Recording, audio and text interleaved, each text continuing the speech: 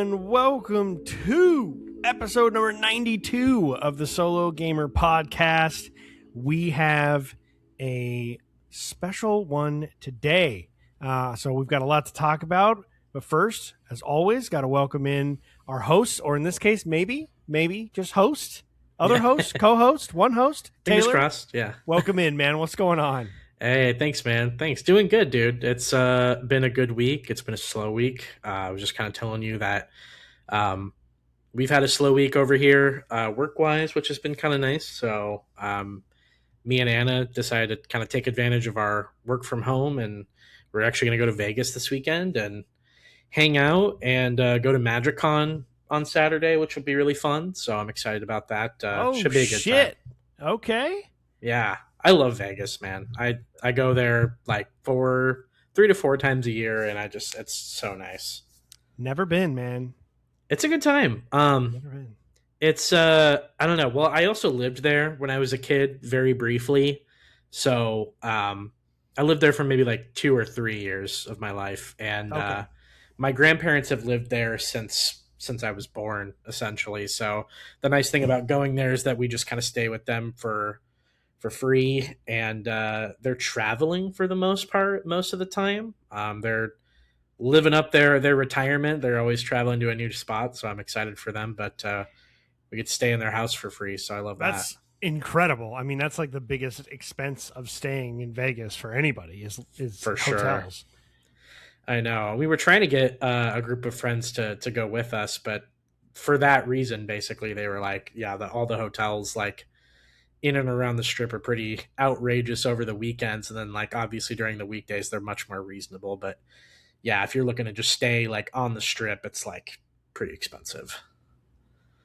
Man, yeah, I can imagine. I would love to do that at some point someday, but yeah, for some reason, even when I lived down in Phoenix, it just never materialized for me getting out there. But it'll happen. It'll happen at some point. MagicCon, dude, that's gonna be awesome. Yeah, we've me and a group of friends have been going like every year for like the past like 3 to 4 years. So I think this makes the 4th year, the 5th year in a row that I've gone. So it's always a good time. I just love kind of checking out they have like really cool like artist booths and um little merch and stuff that you can buy. They've got people that are walking around handing out free booster packs and things of that nature. So it's really cool. I've never done like any like the ticketed play or like the tournament play and stuff like that, which you get like a bunch of really cool goodies for that. But I just love kind of walking around and seeing all the cool cosplays and checking out the artist booths and stuff. So it's a good time. Wow, yeah, it sounds awesome. Like I always wanted to go. Like right now, I want to go. I'd love to go to some kind of gaming convention or something like that. I've only ever been to a couple of the Phoenix Comic Cons. That's like pretty much my entire con experience. So a Magic version, I can only imagine all of the things you could buy there, and like, oh man, it'd be really cool. Yeah, well, I think you guys in Seattle have some big ones, right? Like, isn't like PAX in Seattle or PAX something is like here. that? Yeah, I think Xbox is gonna do one here, which I'm like very That would interested be in cool. trying to go to. Yeah, so I'm gonna look if as soon as they sell tickets for that, I'm gonna see if I can get the time off and go there, because that would be really really cool. I would love to do that, and I can get cheap. I can either stay with some friends over there, or if I want to stay a little ways out of the city, or if we want to go and stay right down in the city, I could just get a hotel for pretty cheap. So That's awesome. that'll be the move for sure. Dude, let me know when they do that. Maybe we'll go out there for that. That'd be awesome, dude. We'll get press credentials, Right? Yeah. for our 20 listeners or whatever it is we have. Yeah, they're gonna say, so like, how many views are you guys raking in? Like a couple thousand? What's the deal? We'll be like, yeah, something like that. Dude, what's funny is like a couple thousand is nothing, and that might actually be enough. Right? Yeah. So I feel like we could probably get there. I just don't put enough effort into the show outside of the recording and editing and posting. Like just getting the clips made and posted and like keeping up That's on tough, social media man. and stuff is just not, it's just like not really my thing. I'm just not a big social media guy. Like I have a social media presence, but I just don't post there a lot or really go on there very much, especially the last like year or so. Sure. So it's just hard for me to stay up on that kind of a thing. Yeah. It would Me be too. nice. It'd be cool to like see if he can get any traction that way. And then I've always wanted to do YouTube stuff, like more YouTube content. But again, it's about time, it's about prioritization, organization, um, technical stuff. A lot of it, like figuring out how to record things properly, make it look good, make it sound good, editing software. Is your computer good for, like, there's so much that goes into that it's So like, much. I don't know. And having actually done it before and had it end up being somewhat fruitless is also kind of, I think, part of it. Yeah.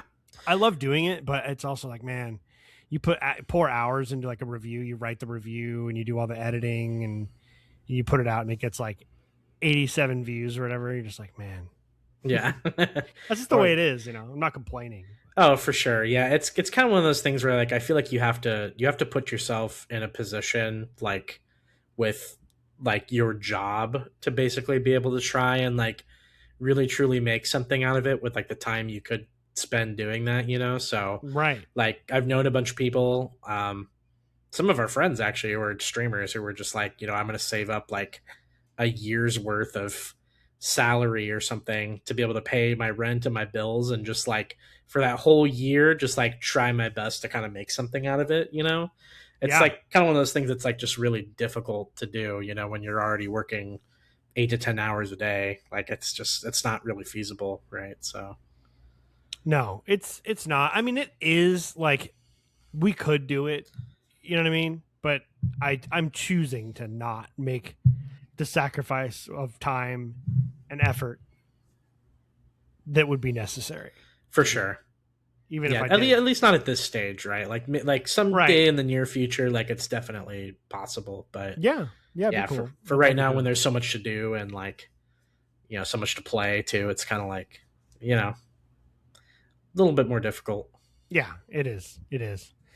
Um yeah, so we've got a we're gonna do kind of a different show, and we actually have, I figured we could just sort of fill everybody in. We've mentioned this sort of offhand a couple times, but we are gonna make some fundamental changes to how we do these episodes, just to make it both maybe a little bit better of an experience for you guys. Um, just as far as when the topics come in and how we figure all that out, we were definitely running into some of the evergreen topic fatigue, and trying to figure out how to come up with good, interesting things every week, and making sure we have that in time to give you guys time to put in responses and all that. So we're going to change up our formatting a little bit. Mhm. We usually start every episode with what we're playing.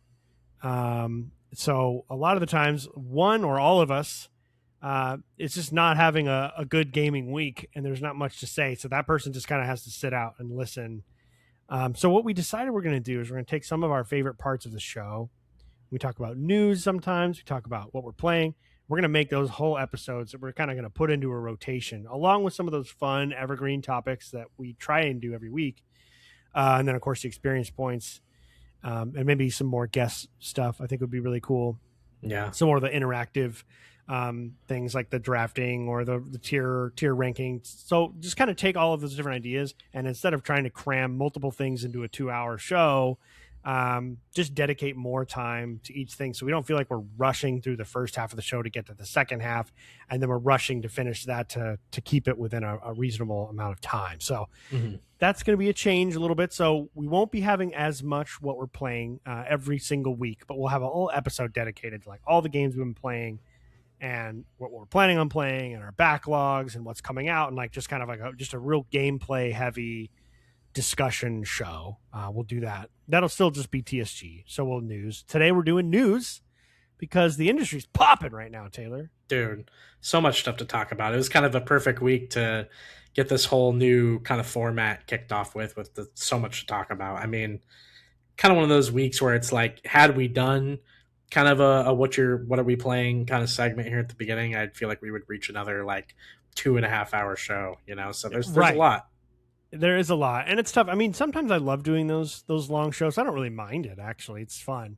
But hey, we do record on Wednesdays. We do want to have some of our evening, or go to bed or something like that. And Yeah. it still gets just crazy. couple other things we're going to talk about here. I was really hoping Kyle would be here for this next thing I want to talk about. So I'll push it off a little bit, hope that he can get on. He's having issues. He just texted us, actually. He said he's having issues with his drivers. His AMD drivers got fucked up, and he's trying to update not them. cooperating.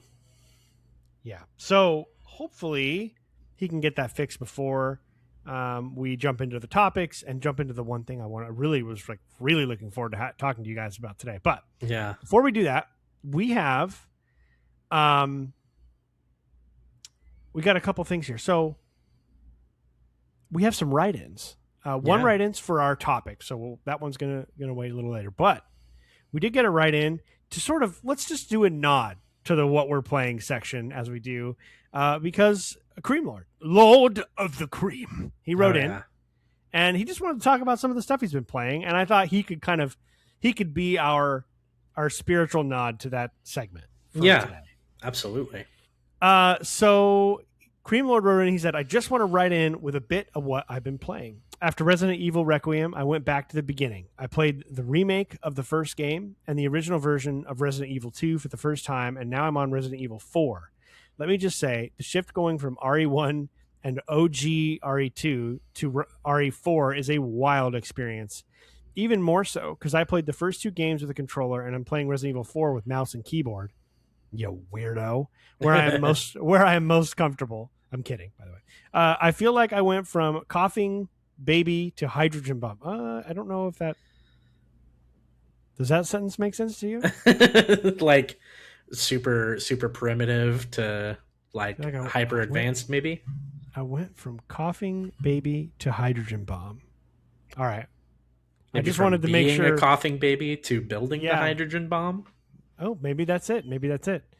Flicking headshots on these poor villagers like I'm John Wick. I'm absolutely loving it. Not to mention this entry kind of has a spy adventure feel to it, which I really love.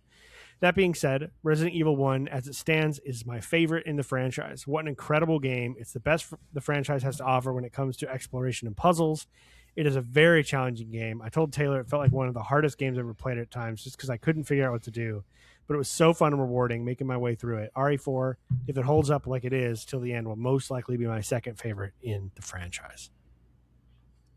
And so we played, Kyle and I played Marathon with Lord of the Cream. So, yeah. And also, I also I was thinking about this just super quick. I know Cream Lord's name, and I'm pretty sure he knows almost everyone in here, but I feel weird about just saying people's first names if we only have access on Discord to their... right, and I've said his first name on the show before, but just so it's not weird, I was calling him by his first name yesterday when we were playing Marathon because it's very weird to be like, "Hey, like, Cream Lord, runners North Cream, cover me." I called him his actual name, but I'm just going to continue to refer to you as Cream Lord on the show because that's what your screen name is on here, unless you put your name into your username like Craig does, which makes it kind of obvious what your name is. But we got a couple other write-ins for our topic later. But we were playing and he was telling me about Resident Evil 4, and I told him about how I had to stop Resident Evil 4 and text you. Yeah.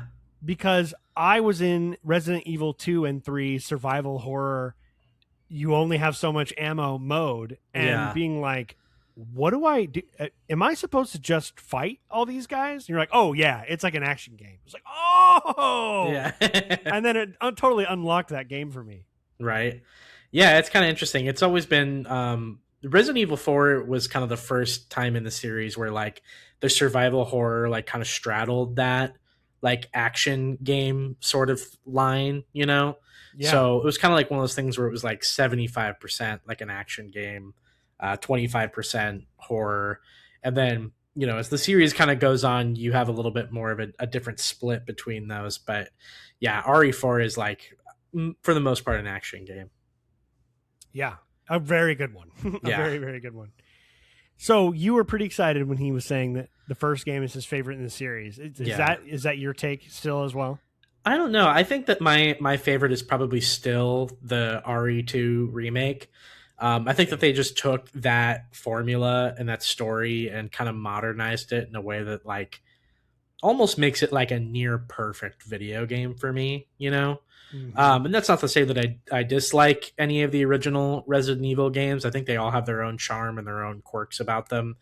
But I just love that remake of the second one. I just Me blew too. me away when it came out, and it was, I think, kind of my game of the year for the year it might have come out. So it was just like I had so much fun with it, and it made such an impression on me. And I've gone back and played it several times through, so it like never gets old. But um, yeah, he was kind of telling me about like his journey through the series and playing some of the original ones too. And I'm not gonna lie, he was kind of making me want to go back and play some of those original ones too. But especially as it relates to RE1, that first remake that came out in like 2004, I think that game is just so good. Like I think it takes that original kind of Resident Evil formula and doesn't necessarily modernize it, but it's kind of one of those games where I feel like you can feel the game design of kind of what they were going for with those original RE games, and it retains all of the charm. It might even be more charming than some of the remakes too. So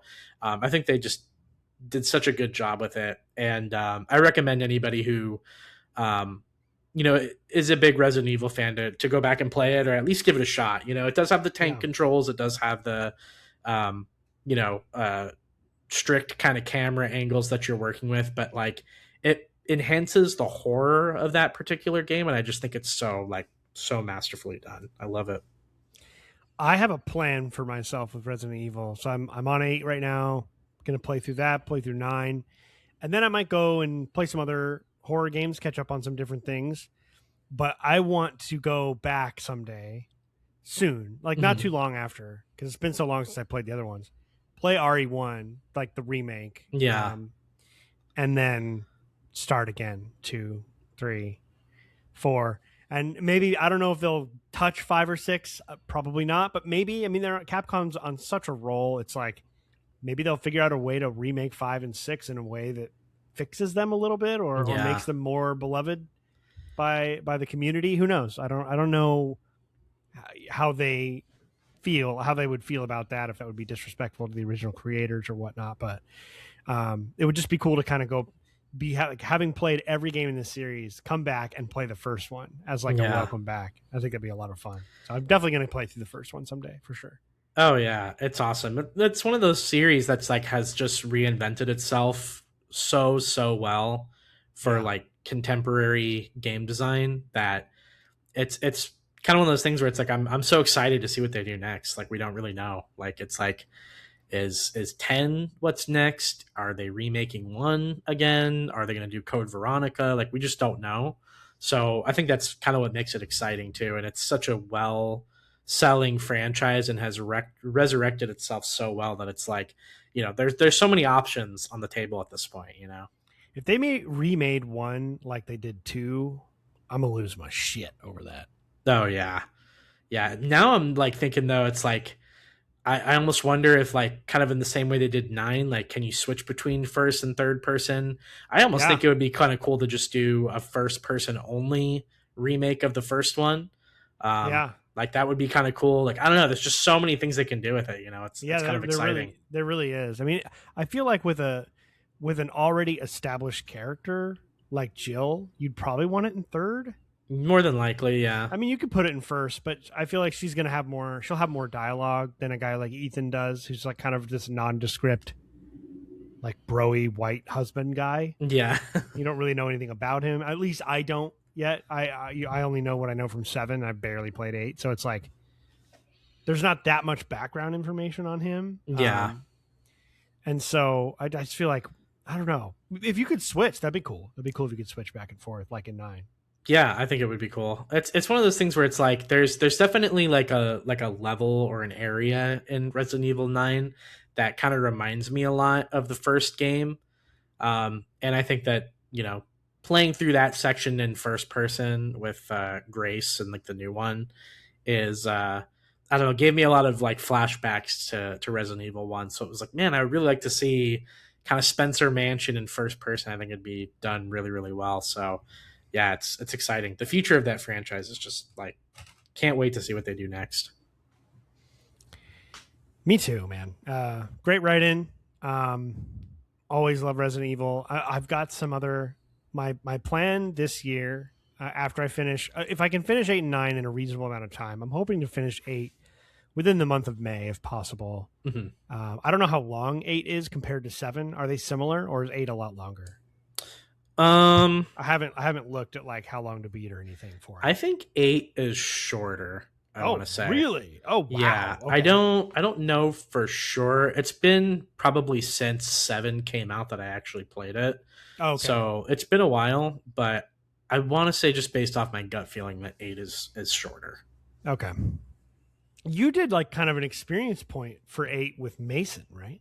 Back in Yeah, back long back time ago. kind of the post like when I sort of stepped away from the show for a little while, and you took the torch and kept going for a little bit longer. That was cool. That Yeah, was kind of I didn't listen to that one because I wanted to play Resident Evil, so I was right. like, I don't want to spoil this shit, but it was cool to see that, But now you get the benefit of playing through it and going back and experiencing dude. like a time capsule, but also like a Yeah, good spoiler review, absolutely, absolutely. Yeah, that'll be a lot of fun. Um, I'm what's funny about this year is like the first half of the year. Not to say there hasn't been anything. There's been a lot of games, but first half of the year has been great for me to work on my backlog. I've Mhm. already gotten what 3 or 4 games out, and I'm close to a fifth already. And my goal is to finish 10 games a year, play between 15 and 20 total. Like, so try things out, Mhm. play new things. If you end up finishing them because you like them, great. But I want to get 10 games done per year, which is not very much, but it is for me this Right. time. I mean, plus you mix in like the Elder Scrolls Online and the marathon and the kind of live act, like the live action, like the live games, right? The sort of Yeah. endless stuff, the Total Wars, like those kind of fill in the gaps. So it's like I probably play 20 to 30 games worth of hours, but Yeah. some of that's spent on stuff that you know kind of spins the Our wheels a our little bit. MMO comfort food. MMO or strategy, long term, high replayability stuff that you keep coming back to. So it's kind of a mix. Oh, I'm purposely kind of like seeing if Kyle can get on here with his driver issue before we go into the next topic. But if we've got Mhm. one more thing to show you, and then we'll go into those things if he's not here. I picked something up. Yeah, okay. Love a little bit of show and tell. My mic out of the way here. Oh, the OG. There she is. Wow, that's a really good looking console too. Nice and clean. I love it. Yeah, I was looking up on YouTube. I'm gonna still gonna take it apart. The manufacturing date is so OG Xbox. The manufacturing date is November 14th of 2001. Damn. So I am betting it has not been opened, Wow. and so I am going to watch a YouTube video on how to pop those open safely and make sure it gets cleaned out.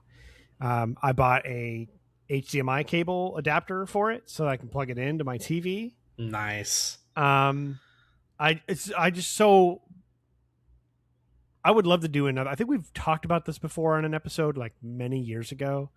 I would love to do another topic again about this because I have recently, and I don't know, I could get into some of the reasons as to why, but I've kind of starting to get back into game collecting again. Yeah.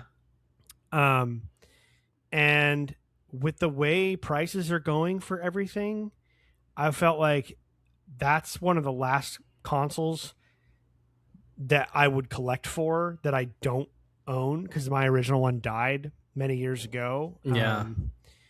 And so I was like, it probably won't ever be cheaper than it is now. Like it's just everything is just going to the older it gets, the more they break down, the more they're not able to be fixed, and the rarer they are, and the more expensive it gets. I was just like, I'm just gonna bite the bullet. I got it for $150 on Not eBay. bad. Yeah. Not bad. It was like 170 something after shipping and all that, but Yeah. So I mean, it does work. It was tested. All the cords look great. It came with the Duchess controller, and so Nice. I did go buy a Duke as well, an original You Duke, got because I'm one right like, there? I've got the Duchess here. Let me see. I want to lay eyes upon it. I If you're should an have brought audio the. only listener, you're I missing should. out. I know. I should have brought the Duke down. I kind of forgot, but here's our Duchess. Oh, I love it. I know. Isn't it just aren't what a great console this was. So nice. I had a Duchess controller like that that had the Xbox Live logo on it. I remember, and it was like an orange and red like kind of sunburst pattern, and that was like my controller that I used to play Halo on. Oh, cool. So it was like I remember getting that controller and playing Halo 2 and like just having such an awesome time with that. So I so have a nostalgic. the nostalgia's real because it's like the painful nostalgia because I was old enough when this console launched to have like real, not those like wonderful like my wonderful hazy memory age was like the Super Nintendo and the early N64 when I was like 6 Yeah. in the mid 90s when my brothers, like I've told the story a million times of my brothers playing Super Metroid and me being kind of creeped out but also super invested in watching them, and like Mortal Kombat on the Super Nintendo, like that's when I got into those characters, and that movie came out. It was like all this, but that's like a weird hazy, like it's Yeah. hard for me to, it's like the memories are almost sensory. It's like the way Yeah. I was Right on the feeling like cusp of memory and like sentience, you know? yeah, exactly. But like by the time when the Xbox launched, I was 10 years old. Like I remember being 10. I have memories of that time, and just going over to my neighbor's house at the bottom of the street and playing through the Halo campaign co-op over the night, over and over. He showed me Knights of the Old Republic, and he showed me like all these games because I didn't have an Xbox yet until a little bit Right. later. So it was crazy, man. It was awesome. Damn. Just That's love it. So I cool. was just like, I had to get it. It's the last Xbox. I own every other Xbox. I'm just gonna do it. So I just bought it. Oh yeah. Um, so, and I've just been buying more like physical games and trying to get my collection. I've been scouring like Facebook. I've just been kind of back into Dude, it. the prices on Xbox games right now are like awesome. You can buy Yeah, so many of them physically for like I mean, you could buy like a handful of them for less than $100, you know? yeah. And the funny thing about that's like the 360 is actually more expensive now. The games there ever since they shut down the marketplace on 360. Yeah. Those games have kind of been more expensive, but we'll get into this a little bit later because we're going to talk about the potential silver lining of buying games physically again, Hmm. and kind of like it feels like there's been sort of a message sort of just like obfuscated and delivered somehow without the source being known of like, oh, the game's discs are just keys now. They're just digital Right. downloads. And then there's that website. There's a website that Mr. Matty plays was talking about on YouTube when he was discussing the PlayStation DRM stuff, which we're going to get into here momentarily. Yeah. And he was talking about it's called like Does It Play, and it's like 94% of games on discs for PlayStation 4 and 5 play the whole game without a download, or Yeah. they play the game but might need a patch, kind of a thing. But like Right. the idea that all the discs you're buying are just download keys is apparently just not true. Right. So I'm like, okay, well maybe I should start buying physically again then, if that's the case. Right. Yeah. I mean, there's so much news involving that too. I That know. we're We'll going to get talk into about it. today We'll get into it. specifically. All right, so we'll dive into that here very shortly. So the other thing is next week, everyone, we are playing or not playing, watching. We have been watching Arcane, which is a animated television series on Netflix. It's been really good. I'm so excited to talk about it with you It's and very Kyle good. next week. That next Friday will be our episode for that, our experience point episode. So if you've seen that show before, write in. If you haven't, it's only 2 seasons, and I think they're like 8 episodes or something like that. Like it's 8 to 10, I want to say. 8 to 10. Yeah, it's not a huge lift. It's hard for me to even watch anything these days. Honestly, if I get time to myself, I pretty much play video games. So, um, but it wasn't that hard to do that because the show is very good. I would recommend it. That's all I'll say. That's the spoiler. Yeah. So Same. definitely check it out. Even if you only watch the first season before next week, if you're interested in it, highly recommend it. Very, very worth your time. So that'll be next week, and then we're gonna have to decide what we're doing next. So here's my thing: it's my turn to choose, but I wanted to Mom take said it's your turn on more. the Xbox. Mom said it's my turn on the Xbox, and instead of just hogging it, I want to be democratic about this. Ooh, So okay. I've got, Interesting. and so that's why I was really hoping Kyle would be on by now because I wanted to. We're not going to talk about this next week, so it'll be 2 weeks from now that we get to talk about this, and I don't want to wait for that long because I was excited to talk about this. Hell yeah. And then I know we got to jump into our news topics. So there are basically 5 games that I'm choosing between, and they're all relevant because all of them are about to have a major sequel or prequel or whatever coming out this year. Okay. So it's kind of like I just kind of want to see what you guys would want to play the most between those games and just sort of see what you think. So here's what we have on the docket. So and some of them are a little bit bigger than others, but the first one is GTA 5. Okay. Nice. Because you guys have neither you or Kyle have played like any GTAs, right? No, I have not played a single GTA. So 3 is outdated. I mean, it's like it would be fun to play it just to see back in the day. Like 3 in Vice City will feel really old. San Andreas will feel really, really old, but it's got the better story. Like the story stuff starts to pick up. It's really between 4 and 5. Yeah. 4 has like a great classic East Coast sort of mafia story. And Nico, the main character, is just great. But I feel like 5 is the biggest one. It's got the cool 3 protagonist thing. It's like the greatest selling game of all time. Yeah. And I just feel like it's the most relevant, and I think it's going to have probably have the most nods and ties to 6. Okay. Because I just imagine they're playing, not that it's like a direct sequel, like, oh, you've got to know everything that happens, but they have always done a good job of sort of like kind of softly rolling some characters or storylines or events from previous games into it that people will really appreciate but aren't required. Yeah. And I just feel like the more people played 5 than any other one. It's been replayed and re-released. It's like Skyrim, you know? Right, yeah. And I just feel like I would recommend someone playing at least Skyrim before 6 comes out for the same reason. Like it just feels like that's what they're going to do. So that's why I would suggest 4 and 5 have the best kind of storylines. They're the most modern. They're the most playable. And so I feel like 5 would be the choice there. So that's the first choice. Okay.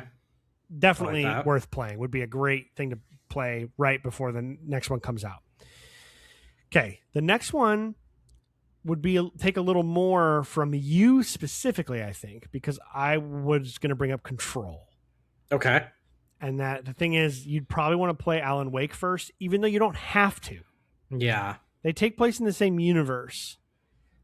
So you don't have to, but with Control Resonance coming out, and the way they really closely tied, there's an Alan Wake like a DLC story addition to Control, like the Ultimate Edition of Control. So I just feel like it might be worth it. And Alan Wake is super short if you wanted to play it. So Control is one because the Control is it Resonant? Is that what it's called? Yeah, Control Resonant. That's coming out. Alan Wake 2, I still have not finished. I got to go back and play it again. It's like I feel like that would be a good choice as well. Kyle and I have already played that one as well. But it's been like 5 years since I played it. Maybe 6 years, actually, since I've played Control. So it's been quite some time for me. All right, so that's the second one. The third one is actually 3 games, but they're so short that all three of them together would probably still be a little bit less than GTA 5, Okay. which would be Gears 1, 2, and 3. Oh, okay. Because those are all like 6 to 10 hour campaigns at the most. And the third one has up to 4-player co-op. So we could figure out how we want to do the first two, and then 3 of us could play the third one all together, which I think would be pretty sick. Okay, yeah. So that's that one. Because we have E-Day coming out, and it's a prequel, but I still think it would be best to have played all the Gears. The 3 originals. Yeah. Before I feel like the prequel is still going to be like kind of for people who love the game. Yeah. And then the last one, I said 5, but I'm not remembering what the other one would have been. So the last one would be OG Assassin's Creed, the first Assassin's Creed game. Okay. Because Assassin's Creed Black Flag is a great game to jump into when they remake it. That's one of our news topics as well. Mm-hmm. The remake's coming out in July, but it's like the first game in the series that doesn't have like a modern day tie-in to like the main story that's been going on. It's kind of like when Assassin's Creed first started to step away from all of that. Yeah. So I just feel like if we played the first Assassin's Creed and, if we liked it, if you guys like, I mean, the first one's like kind of flawed, but it's also really cool in other ways. Oh yeah. If you liked it enough, then we could jump into 2, which is probably the best one. Later on if we wanted to, it would, but I feel like that's a good place to start. It's either start with the first one or start with Origins, and Origins is too big. So let's start with the original. It might be kind of fun to play. Yeah. That one. So those are my, I feel like I'm forgetting one, but those are the ones I'm thinking of right now. Okay. Yeah, those are all really, really good choices. It's like, it's really difficult for me to pick between them. Yeah, they're very different, right? I mean, they're not really related. But they all, I feel like it would be maybe a little easier to get motivated to play a game for experience point because you'd be doing it, preparing yourself for something that's coming. Yeah, it's like, with GTA 5, like I've been really interested in going back and playing through that series. I initially had a little bit more interest to play 4 than I did 5, We but could play 4 and 2, really. I've thought about it, but also like 5 is like one of Anna's favorite games too, so I feel like I would be like, I get to play that with her and like have her experience me experiencing that, so that might be kind of fun. It's really good. It's very good. We kind of get lost in the sauce about like the sales figures and GTA Online and like all that shit, but like the actual game, the story mode is phenomenal. Yeah. So that's difficult. Control, I definitely want to get into. I actually bought the Ultimate Edition of it like several months back because it was on a deep sale. Like I think I bought it for like $5 or something on Steam. So nice. I like bought that just as like why not? I know we're going to be playing through it at some point. Gears would be really, really cool. Are you thinking we would do separate episodes or just do like the Gears? Okay. It'd be like Mass Effect. Like we did with Mass Effect, where we just went 1, 2, and 3, and that would be, but it would be way less time than that. Yeah, because I mean, each Gears game is under 10 hours. Yeah, like the first one might only be like 6 or 7. Like they're short, right? So it wouldn't take us like playing all 3 Gears game would probably be equivalent to us playing like GTA 5 for sure. Yeah, so that one could be enticing. Assassin's Creed, I might be down for 2. I have a lot more like memories of 2, and 2 is like the one I'd really be really interested in going back to, but we could start with 2 as well. Yeah, I don't know. I'm at like I think my initial gut reaction tells me just because it would be 3 really easy episodes to do back to back to back would be Gears. Mm-hmm. Plus there's the co-op aspect of it too. I just think all of us would have fun playing some of those too. So I don't know. I think I might go Gears first, but maybe like GTA 5 as a close second. So depending on kind of where Kyle wants to go, I could like do either one of those first. Cool. Well, we'll let it. We'll see what Kyle thinks, and we'll just kind of let it hang and see what happens, and see. Well, we can live with it for a couple weeks and make that decision and go from there. I just felt like all those were. I've been kind of in the mood to play pretty much all those games, anyways. So yeah. And they're all, especially because I want to play them because they all have games coming out, so it'd be kind of fun to they're all top of mind for sure. Mm-hmm. So I might even, if we choose one, I might just play some of the others too, just to get. Yeah. Well, I feel like too with Control, like I can like while we're playing some of these, I could just play like Alan Wake on the background or something, you know. Alan Wake is short. It's Yeah. like 6 hours long. It'd be a good It's fun. easy win to get under the belt for Yep. my own backlog goal for this year too. For So, sure. Yeah, you'd like that game too, I think. So cool. So yeah, we'll think about that for a little while. good stuff. Okay, let's jump into our topic for today. We have a ton of stuff. I even left one of the things out. So while we're talking about the first one, I'll jump in and grab that. Sure. And we also have, let me grab here. So really the question is good news or bad news? Because we have some of each today. Yeah. Where do you want to start? Good news or bad news? I don't know. I'm feeling kind of positive right now. Let's do some good news. Let's do some good news. Okay. So, oh wow. Yo. Could you have timed that any better? Guest Maybe. appearance. Look at that. But what's up, Kyle? Yo. What's going on? What's going on, man? You got it figured out. I mean, if you just uninstall everything and reinstall it, seems to work out. They I all hate shut it off and computers turn it back sometimes. on trick. Yeah, I was going through it, updating drivers, and then opened up my AMD driver, and then it was telling me there was something wrong with it. So then I tried to reinstall it, but then it had an issue with that. So I had to go through and actually just flat out uninstall it. And then I was looking through it, and I was like, I don't need this app or that app. So I was just kind of going through and just getting rid of everything. Well, maybe some of those things are hangups, right? Yeah, You're right, that's what my thought process was. Like, if I'm not using it, I'm just gonna get rid of it because who knows what sort of issue it might be causing because it's just been sitting there forever. So Yeah, and it's done this to you before, but Yeah. something else, right? It's like signal not going to your monitor or whatever. Yeah. We were just about to jump into the news, actually, so that's Nice. perfect timing. Yeah, it was literally perfect timing. Though, do I give him the choices, like a quicker version of what we just did? Yeah, why for not? I EXP? think while we're here. So I was like, dude, I was stalling because I knew you were around the corner, and we're talking about how we're going to do the experience point for next week, and just letting the audience know that we're going to talk about Arcane. That'll be our episode for next Friday, and then it was my turn to choose the experience point game, and I was trying to pick between. I was kind of wanting you guys to help me pick. I picked 4. I said 5. There must be one I'm forgetting, and I'm going to get off of here later and be like, fuck! Like, I forgot that one. But it's all right. I'll bring it back when it's time. So every game I was choosing all have something coming out this year, like a sequel or a prequel or whatever. And some of them like one of us have played or two of us have played, but there's definitely going to be a newbie to at least every single one. So the 4 games were GTA 5 because you guys haven't played GTA. Ooh. And 6 is coming out later this year, and it's a great game, so I think you'd really like that. The second was Control because we got Control Resonant coming out, and Taylor hasn't played Alan Wake yet, so he could play that, and then we could do Control with the DLC, the Alan Wake DLC, and all that stuff in there.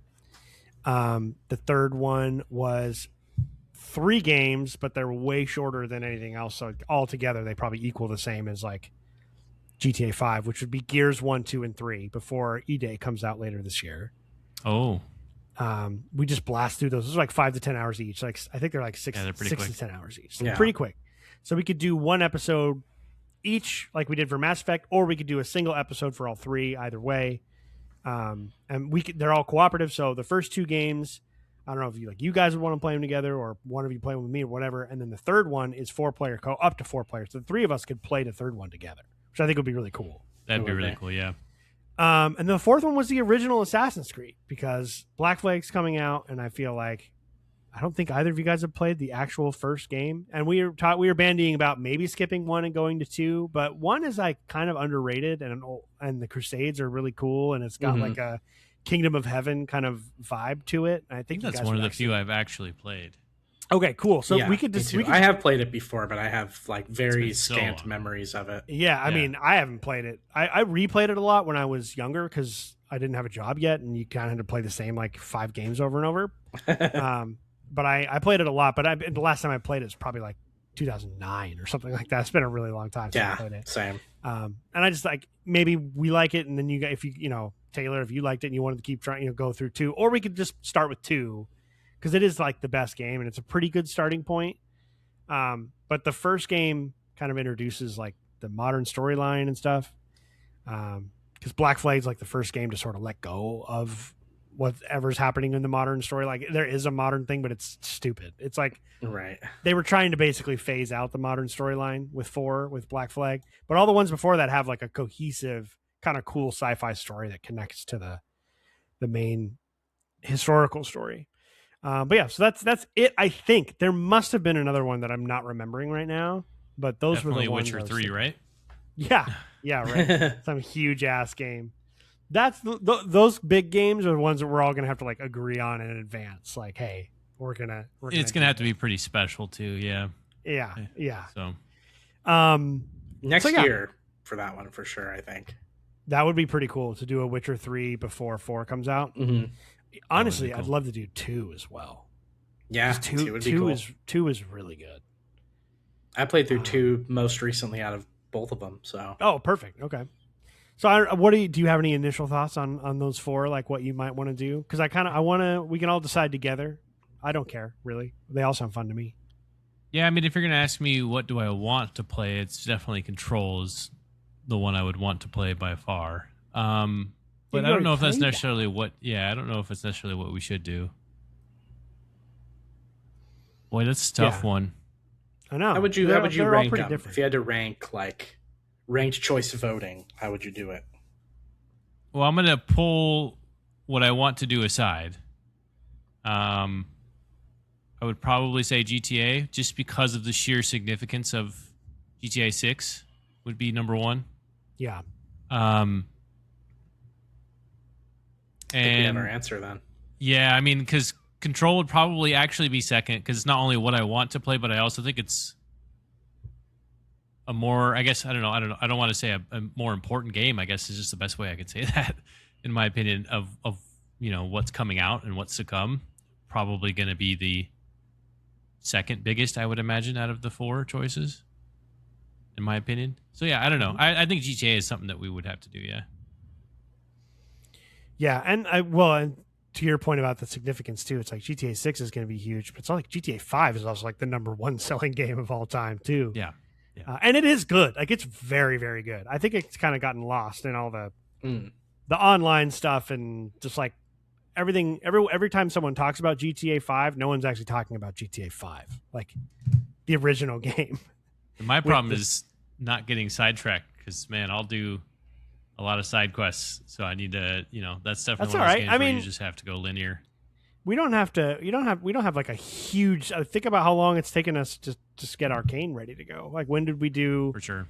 We did Alien Isolation. Alien in what, November of last year, I think. Wow. Yeah. So it just stuff takes time. It's really important. Experience points are really fun, and it's super important that there's not like the feeling of a deadline, because I feel like that can negatively impact your perception of a game that you might otherwise actually like. If you're like, fuck, I have to have this done by next week, and you're like halfway through, and if it starts to feel like this weird pressure thing, you're just not going to like it. You're not. I feel like we also, to catch up to speed too, Kyle, we talked about kind of like how we're structuring the show moving forward too. Mm-hmm. So I think actually our cadence for the experience point might actually be quicker now that we have like structured like shows. Like 1 week is news, 1 week is what are you playing, third week is kind of the more creative like ranking or like whatever we want to do with that third episode kind of thing. So then I don't know, it kind of makes, since we kind of know the topics in advance, or we know kind of what we're doing for the next episode, it makes it, I think, a little bit easier to like play through our experience point games too. So I think we should also consider doing experience points for doing the one. I love going back and forth for the 3 of us picking one, but also if we all happen to be playing something, that's a good, like a new game. I mean, I want to do a marathon I want to do a experience marathon point, one too. right? And that could be an experience point. I just want to get more time in like the later parts, the outpost, and if we can level up enough to at least do one cryo run, Yeah. would be really fun. For sure. But I mean that we've all played that game and we all really like it. We all have a lot to say about it. So I feel like right there we'd have two. So we don't have to just make the experience point, just the show about the game that we picked. We basically have multiple sort of gestating at once. New games that come out that we all play, we'll do one for that. Then we've got the one where we get to pick. I like the picking one because that gets everyone's taste involved and gives each of us sort of a little influence on what we get to talk about and play, which I think is really important. So Yeah. So maybe next time it comes back around to me, I'll just pick a game. But I just feel like there's a lot of big games coming out. I think Year's E-Day is going to be I think it's going to look really cool. And I think it'd be better to have played those games before playing it personally, even though it's a prequel. So Assassin's Creed I'd probably put at the bottom. But I also just feel like we've just talked about that series a lot, and there's a lot of really good games in there. And I know, Taylor, you've talked about wanting to get into it more. So I just figured I would just throw it out there as something I'm considering over time. And then, Control. I mean, we're all really pumped for Control Resident. I really want to play Alan Wake 2. Yeah, we got to get through that. So I just feel like there's just a lot of, it would help me get through it. If it's like some random game that's like 15 years old that doesn't have a sequel, yes, I'll probably enjoy playing it. But like all of these ones kind of have like a purpose behind them. They're like, okay, like this game's coming out this year. This will be cool. Yeah, you're going to kind of think about it in that context. Sorry, I'm just playing with my old passport. There you go. While I talk. But dude, like Kyle, right before you joined, I mean, the second we were about to jump into our topic today, this is crazy. We're jumping into our news. I gave Taylor the choice. Do you want bad news or good news first? And he wanted to start with some good news. Let's do it. News. So we're going to get in. Glad to have you, man. So I'm going to fold the two good newses together because they're kind of two topics that are highly closely related. Mm-hmm. First one being Xbox slashing Game Pass Ultimate down $7 down to $22.99 a month from $29.99 a month. And what Xbox takes back from that is same day or day one launches of the yearly Call of Duty. So you still get all the old Call of Duties. Mm-hmm. They just won't give you Call of Duty on launch day on Game Pass Ultimate. That's it. That's all it cost us. Which to me is nothing. I make that trade every day that ends in Y. It's absolutely nothing. I am reading from Forbes. It's Antonio Pequeño, the fourth. He just wrote some bullet points in an article. PC Game Pass will also drop from $16.49 to $13.99 a month. New titles from Call of Duty franchise will be added to the Game Pass Ultimate and PC Game Pass about a year after launch, though existing titles from the franchise already on the subscription services will continue being available. Xbox acknowledged the backlash to its October price hike that sent Game Pass Ultimate to $30 a month, saying, quote, while there isn't a single model that's best for everyone, this change responds to a lot of feedback we've gotten so far. We'll continue to listen and learn, unquote. Partial reversal in subscription prices comes just 2 months after Asha Sharma was named the new CEO of Microsoft Gaming. There's a little bit of news there, too, that we'll get to. Sharma told employees in an internal memo, that's what we're going to talk about in a moment, reported by The Verge this month, the Game Pass had become, quote, too expensive for players, unquote, and Microsoft needed, quote, a better value equation.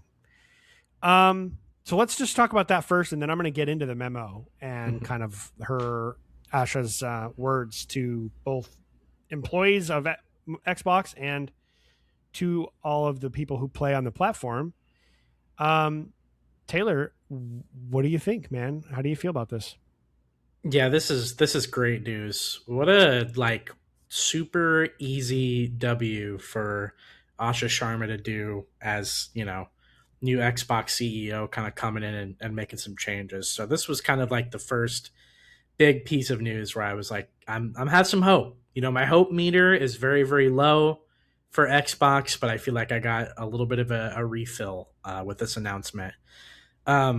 I'm far from the first person to say this, but I think when Game Pass Ultimate started off, I think it was an amazing deal for what it was. And even through several different price hikes, I felt like it was still worth it. There was a point in time where it went from like $12 a month to like $15 a month, from 15 to like 20 to 25, and then finally when we got to 30, it was just kind of one of those things where, and I'm not the first person to say this, so like, credit to all of the other people out there who kind of got to this sort of sentiment first, but it becomes kind of one of those subscriptions at $30 a month that you just can't ignore, like when everybody goes through kind of their monthly expenses, once you get to like that $30 to $50 range, like those are like subscriptions that you really got to like place a lot of scrutiny on. And that's a lot of money coming out of your bank account that you're not really thinking about, right? So kind of ends up being one of those things where like $15 a month, like $10 to $15 a month, like a Spotify or something coming out is not really something that you're going to notice that much. I guess it really kind of depends on your financial situation, but for the most part, I feel like it flies under the radar most of the time. Whereas like $30 to $50 a month is like, that becomes like a legit expense that you have to plan out for.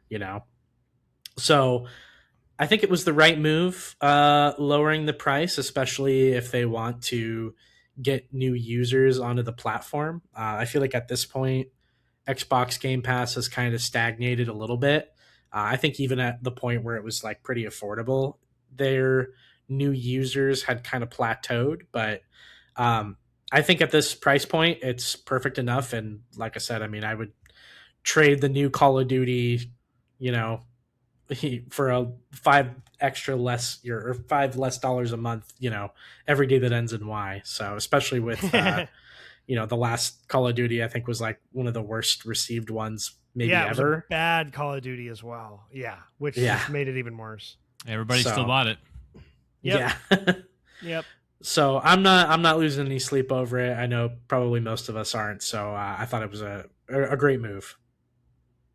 Yeah, and just a quick note to what you were saying there too. The crazy thing is like they actually didn't do the price creep from 20 to 25 to 30.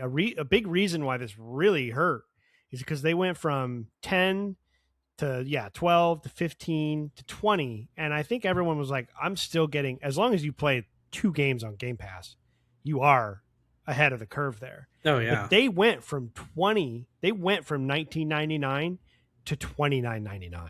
Yeah. In one fell swoop. And that is what I think, that's what created all because all these other companies are doing that still. Netflix, it's like, oh, it's $1 more. Oh, it's $1 more. And had they kept doing that, they may have actually been able to get away with it. Mm-hmm. But jumping 50% from 20 to 30, they just got crucified. Absolutely crucified. Understandably for that. Yeah. What do you think, Kyle? The jump matters. And then I think also, at least for the way I break it down, is $30 a month. I mean, the game's only $70. I'd rather just unsubscribe and buy the game. Assuming it's a AAA game. What if it's, Replaced? Right. I'm playing that right now. That game was like $20. Right. Most of the games I buy are not full price anyways. I'm just giving an example of like, if I was paying full price for these AAA games, I'd rather just do that and then pick and choose which ones I want to play, especially when these games are like, I'm playing KCD 2. I got 107 hours into it and I'm 70% of the way through the game. Like, Yeah. I'll just buy the game. So like, I do think it's a little bit of both, where it's like, it was a high jump, but then also like when you think about it, it's like $30 a month, 2 months, that's a full game. And who knows how many games I get through in those 2 months. So it just doesn't even make sense. People just don't, that's just not how people play video games. It's not Netflix. You can't just, we don't just binge shows. We don't have shows playing in the background. Like video games, that's not how it works. It's an active engagement. And for me, I'm willing to kind of admittedly flush a little bit of cash down the drain to have the second level, the $15 a month one. I get PC Game Pass and I get console Game Pass. I don't get day one releases, but I get all the indie stuff, especially now with my Ally. It's really nice to have that. And I also just like it basically just gives me digital copies for games I own physically. Mm-hmm. So like, if I want to play Master Chief Collection, I don't need to get up and put the disc in, and and I can play it on my Ally too, right? I can install it from wherever I am, and that to me is worth $15 a month. Basically, being able to Easily. take most of my library, not all of it, but most of my library with me on a handheld or just on all of my consoles downloaded anywhere I want at any time is worth that amount of money. Yeah, but the 30 was like, what are we talking about? I also think when you think about how they were able to pull this off to bring it back down to $23, they just removed COD out of it, and it just makes me think like kudos to Asha, because I think obviously she made like a good decision, but I also think it was like the most obvious decision.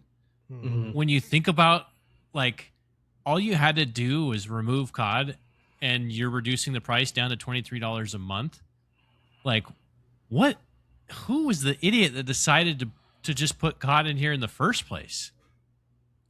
That's my question. It's like, this is an obvious no-brainer. It's a great, because you have good point. You have just a shit ton of people who are just willing to buy COD every year. The same guys who buy Madden and NBA 2K every year. Yeah. Like, it's just the same crowd. And you just threw away all the money of that purchase, hike up the price for everybody else who actually uses the Game Pass. Because I would be willing to bet, and I could be wrong about this, that most people who buy COD every year are probably not big Game Pass people. So, right. Yeah. Like, I don't understand how that was ever thought of as like a good idea. I don't get it. Yeah, it's kind of one of those things where it's like they're now all the Call of Duty bros are kind of subsidizing all the people who are like getting their use out of Game Pass too, right? Yeah, so, like get out of here. Get your COD out of here. I'm sorry. They lost money too doing it because there were enough people who probably went, yeah, I'll play Call of Duty, and maybe they would have bought it. Maybe they would have bought it. Maybe they would have bought it for their kid, their 12-year-old who's like wants to play Call of Duty as well, and thought, I'll take a break from the NBA and play some Call of Duty. It's on Game Pass. Why not? And there was clearly enough of those where they lost money. If they could have sold as many copies of the game at $70, they would have made more money than the people that they had playing it on Game Pass. I can't answer your question like without a doubt, but there's two likely answers to the question of like who thought this was a good idea. It was either Satya Nadella, the CEO of Microsoft, after basically taking the reins from Phil Spencer and Sarah Bond, or it was Phil Spencer and Sarah Bond in their last final desperate attempt to try and get increase in subscriptions and growth for Game Pass. And they're like, if Call of Duty doesn't do it, nothing will do it. Let's just put it in there. And then it didn't work. They didn't see the growth that they wanted to see.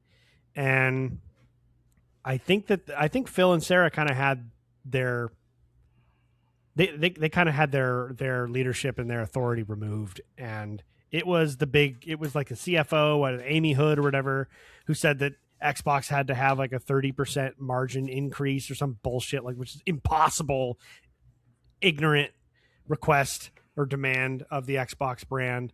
And then of course they changed it. They changed the name last year to Microsoft Gaming.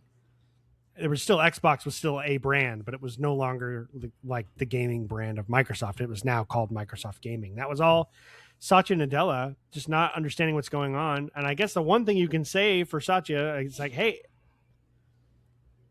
you found someone who understood the basics at least, because we're going to get into that next, because he hired Asha and clearly she clearly has carte blanche, because these were not his decisions before. They weren't making these obvious decisions before. She came in and looked at it just like you and I might and just was like, you got to reduce that, change it back to Xbox. What are you doing? Yeah. And how much money did we lose on putting COD to Game Pass? And then God. everybody's mad because because Game Pass is more expensive. I mean, it's just such a no-brainer. Like, what do we do here? Oh, let's take COD out of here. Cut off reduce the price. Cut off your foot to spite your face, or cut off your nose to spite your face, or whatever it is, or your foot to spite your knee, or all those different just like, what the fuck? what are we doing, man? It's crazy how bad it got. It really is crazy how bad, and it's not over yet. But Just thinking about, my last thing about it is like increasing the price of Game Pass 150% to add one game to Game Pass is so psychotic to me. I don't Yeah. I don't get it. I don't get it. It is. Yeah. Yeah. It's like, it's sort of like what I remember when it's like when the Browns it's like when the Browns traded for the quarterback from the Texans in the middle of him having like 24 sexual assault accusations and giving the Texans like all the draft capital and all the players, and then giving him 200 million guaranteed, and then finding out that he was a piece of shit. And they were like, 250, right? Oh, whatever it was. Something Yeah. ridiculous. I mean, Some outrageous number. and then being surprised when that didn't work out, right? Like, yeah. sometimes these people just get an idea in their head and they just think that they know what's going to work, and they're just so wrong. They're just very much seeing the forest through the trees kind of a thing, not being able to do so.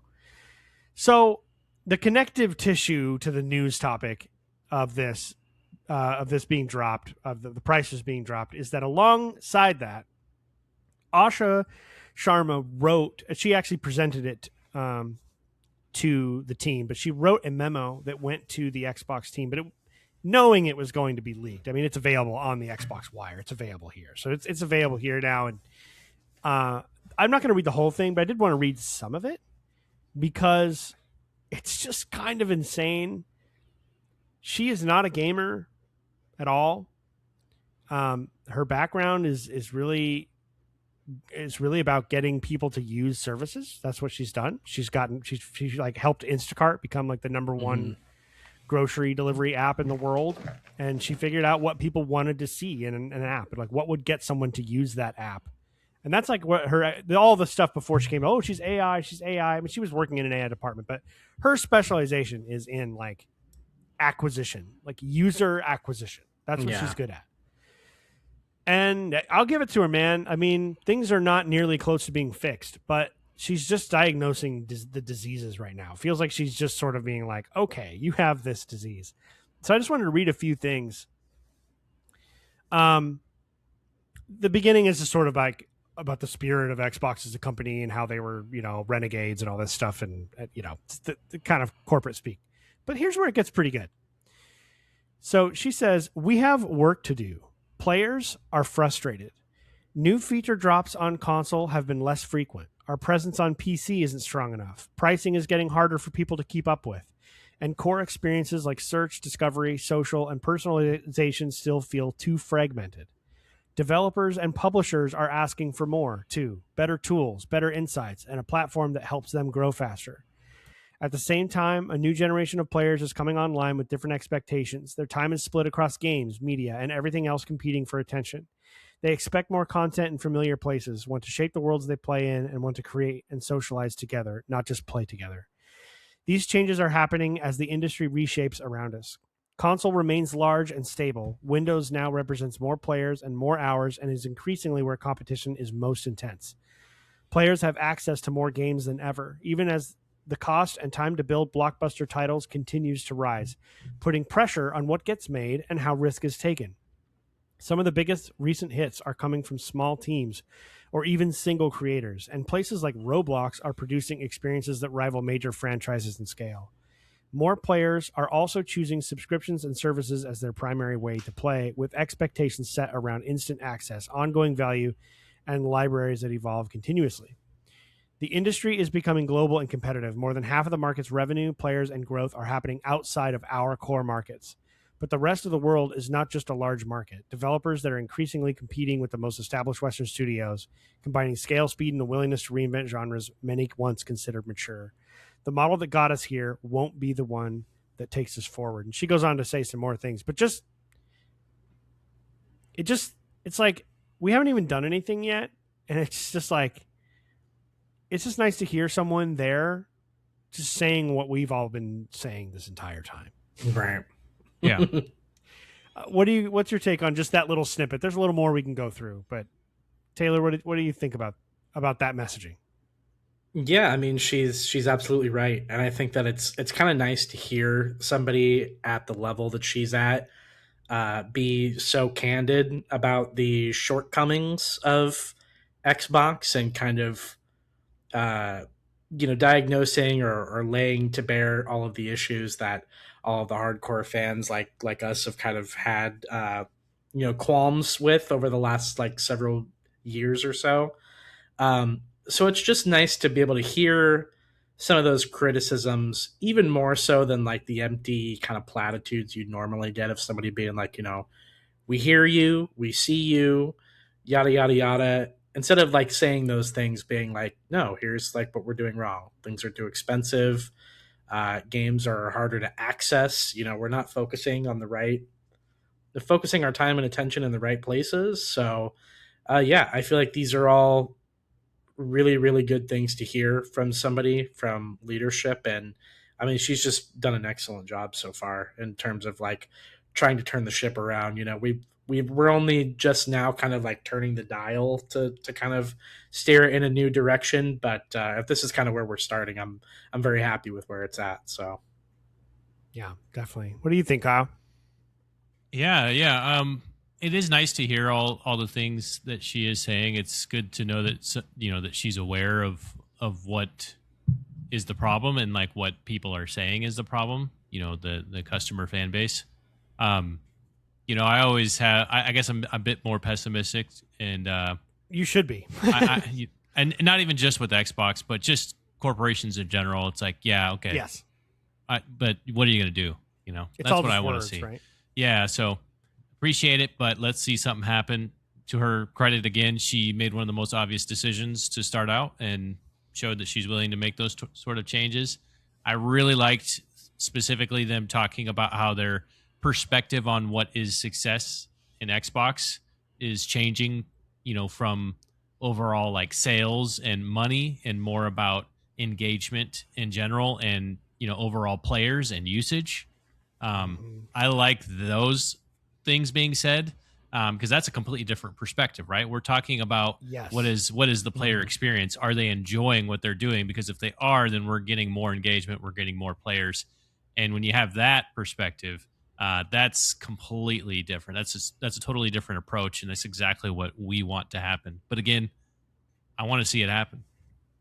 Dude, you nailed that too, because there later on in this, she actually says her quote is our new North Star will be daily active players. Mm-hmm. mm-hmm. Yeah. That's what they're going after. And then it goes on to, she kind of bullet points a bunch of stuff they want to do, which I won't read them all here, and everyone can go in here. But that is a huge, to your point, that is a shift in what they're doing. The last part I want to read of this, and then we'll move on to some other stuff. I just thought this was interesting, and I don't even know what all these necessarily mean right off the bat, but it's just kind of sometimes this corpo speak, right? When the gung ho, we're a big family, here's a pizza party shit. Like I hate that stuff a lot of the time. Yeah. But if I were an employee at Xbox and I was reading this, I'd be like, oh, okay, some of this stuff is actually legitimate. It doesn't feel like that saccharine fake crap that's just being there to look right. So she put this at the end of her memo.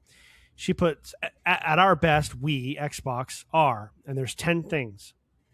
She put earn every player, protect our art, stay rebellious. That one's kind of lame. Yeah. The first two are great. Yeah. Progress over perfection, signal over ceremony. What does that mean to you guys? Signal over ceremony. It's a tough one to decipher. Yeah. Like more so like instead of just celebrating something you've already done, use the celebration to signal what's to come, like be more productive on like, yeah, I mean, this is I don't know what that means. That's more the only focused one on what you're doing, I guess, than staying I guess celebrating for too long, or I don't really know. That's a tough one. That's very vague, and again, that's very corporate like, but she's 3 out of 5 so far. That stay rebellious and signal over ceremony are ugh.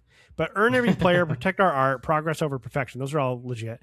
The next one I like, core before more. Stop growing at the expense of the people who are here funding you in the first place. For sure. Yeah. That's like a huge that one could have been like number one. Self-explanatory. For Xbox specifically. Hey, what's that famous line I told you I really like in Arcane? In the pursuit of greatness, we failed to do good. That's a phenomenal. Yeah, that's a really good point. That's a good analogy. Outwork the problem. All right, that's more blah. Speed is learning. That's an interesting one. Makers over managers. I love that. Mm-hmm. That is nice.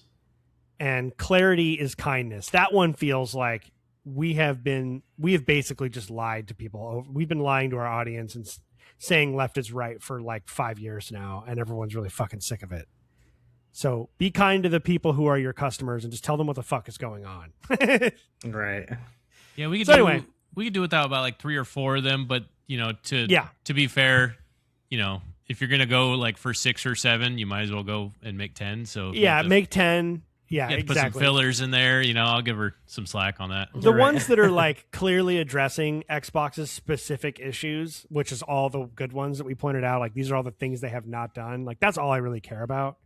It's like I'm not over here thinking, oh, the brand is saved and Xbox is great again. There's just so many problems. It's an uphill battle. There's a lot of things that can go wrong, but it's just nice to just to hear it, right? It's like just put the fucking fire out, please. Just put the fire out, and then we'll see what you do with the rebuild.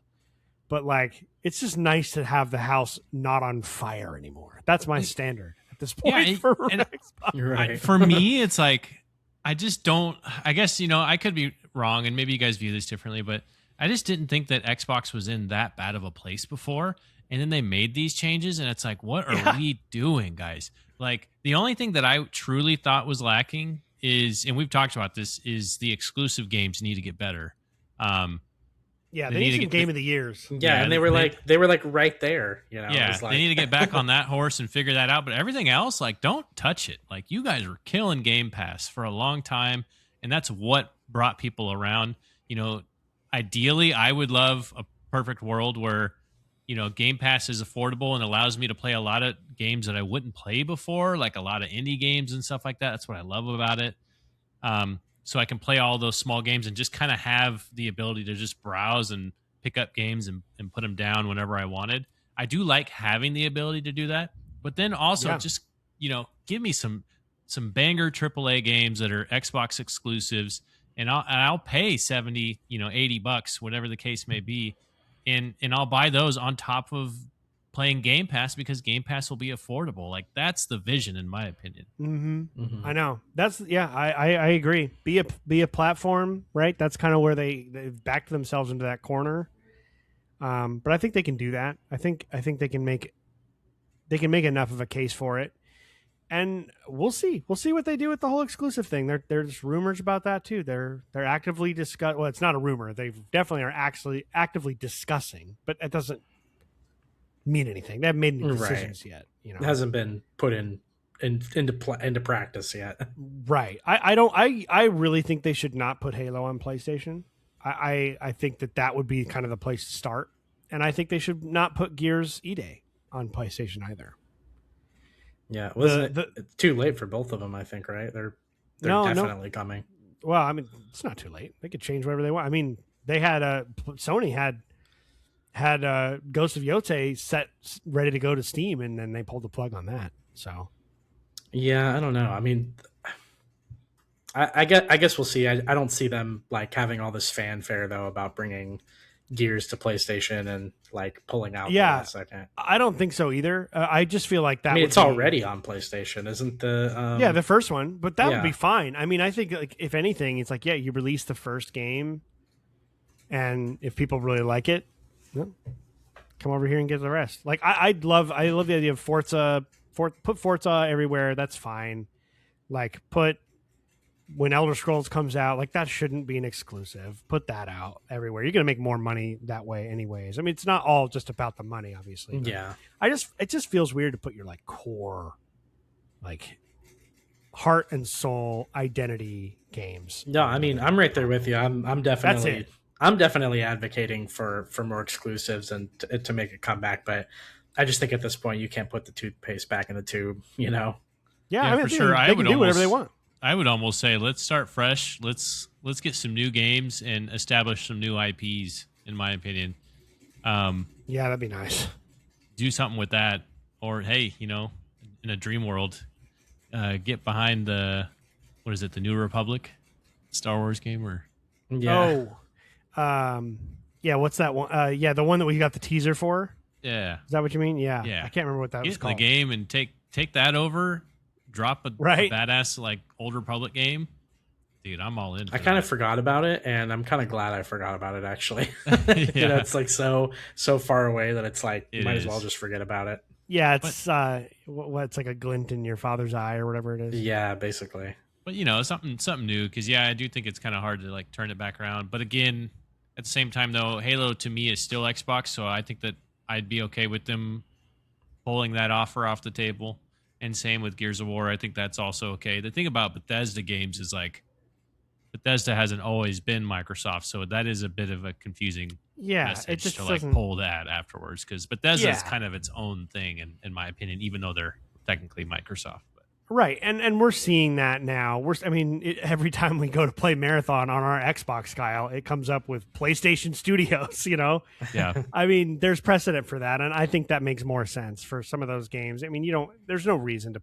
I mean, there is reason, I suppose. I mean, if you want to be really just brutal about it, you put Elder Scrolls 6 exclusive on Xbox and PC, like that would be something else. I would not be. It's weird because I don't want to root for like keeping games from other platforms. I mean, we all love all the platforms here. Like, it's not really like I don't, even as much as I love this stupid fucking brand, it's not like I'm not like an Xbot, as they call them online. Like, Right.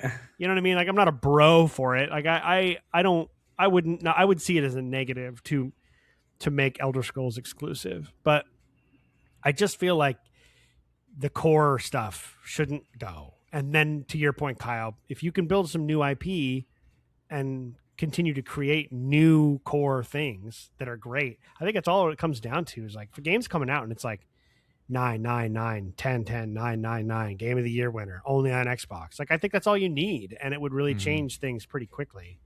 For sure. But it has to come. In my view, has it needs to come be from something new. Yeah, it's got to come from your studios. It's got to come, and that's something that Microsoft has just been horrible at. They don't create creators. They buy creators. Mm-hmm. And the relationship has always felt that way, and I think it's why they've had a hard time keeping that engine going. I think they've had a really difficult time greasing the wheels between corpo and creator. And PlayStation came from a different background. Sony was a smaller company that desperately needed PlayStation to work, and it did. And they have grown alongside these companies that have made games for their console for these many years. It's a more organic relationship. They know each other. The people who work there have known each other forever. It's getting a little worse now, but it's taken a long time for that to happen. And I think that was why that worked for PlayStation, because they had that kind of built-in relationship with all of their teams that they helped sort of grow and mature. Whereas Xbox is just like, I'll take you, and I'll take you, and I'll take you, and then they just throw them in the bin behind them, and meanwhile they just kind of ignore them, it feels like. So Right.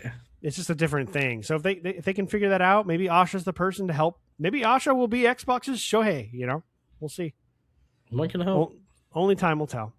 All right, we have 1, 2, 3, 4, 5 more. Some are small, some are larger. Good news or bad? Only one left is bad. Everything else is good news. I'll let you pick, surprising. Kyle. What year is it? I know. Man. We have all good news. Kyle, do you want some good or bad news? Let's keep the good vibes rolling, I guess. Let's get the good vibes rolling.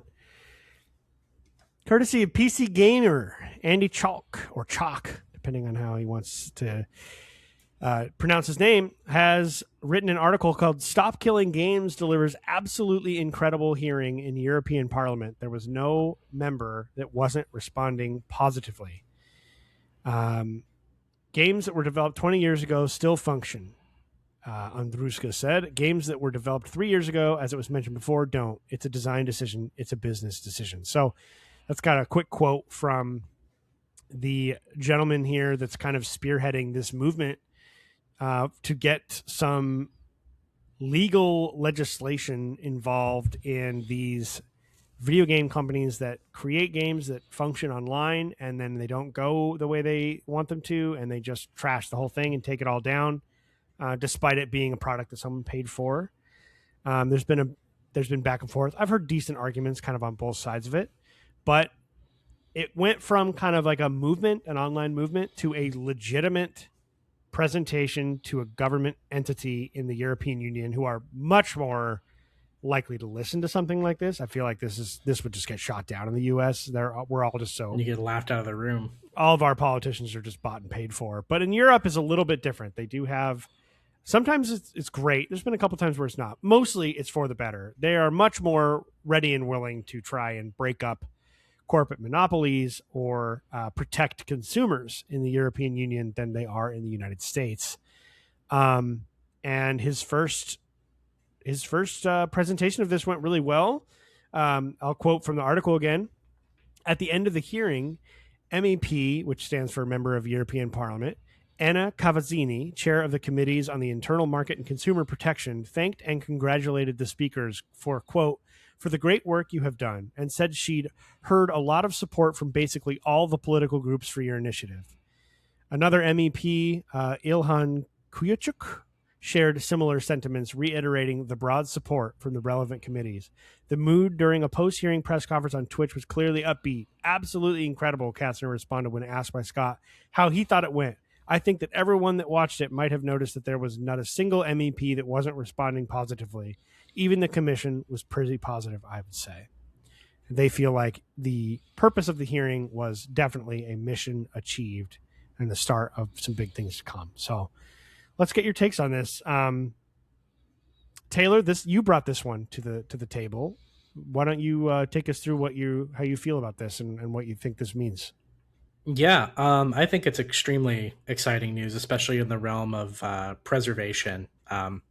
Back when I was kind of doing a lot of my video game collecting, a lot of the reasons I was kind of doing it, and one of the reasons I'd like to get back to doing it again, is for the preservation aspect to it. I've always wanted to have like kind of a library in my house of video games to be able to pull off the shelf and access and kind of get that time capsule about it. So I've been following this movement for quite some time. There's a couple different YouTubers that I watch that have been a part of this initiative.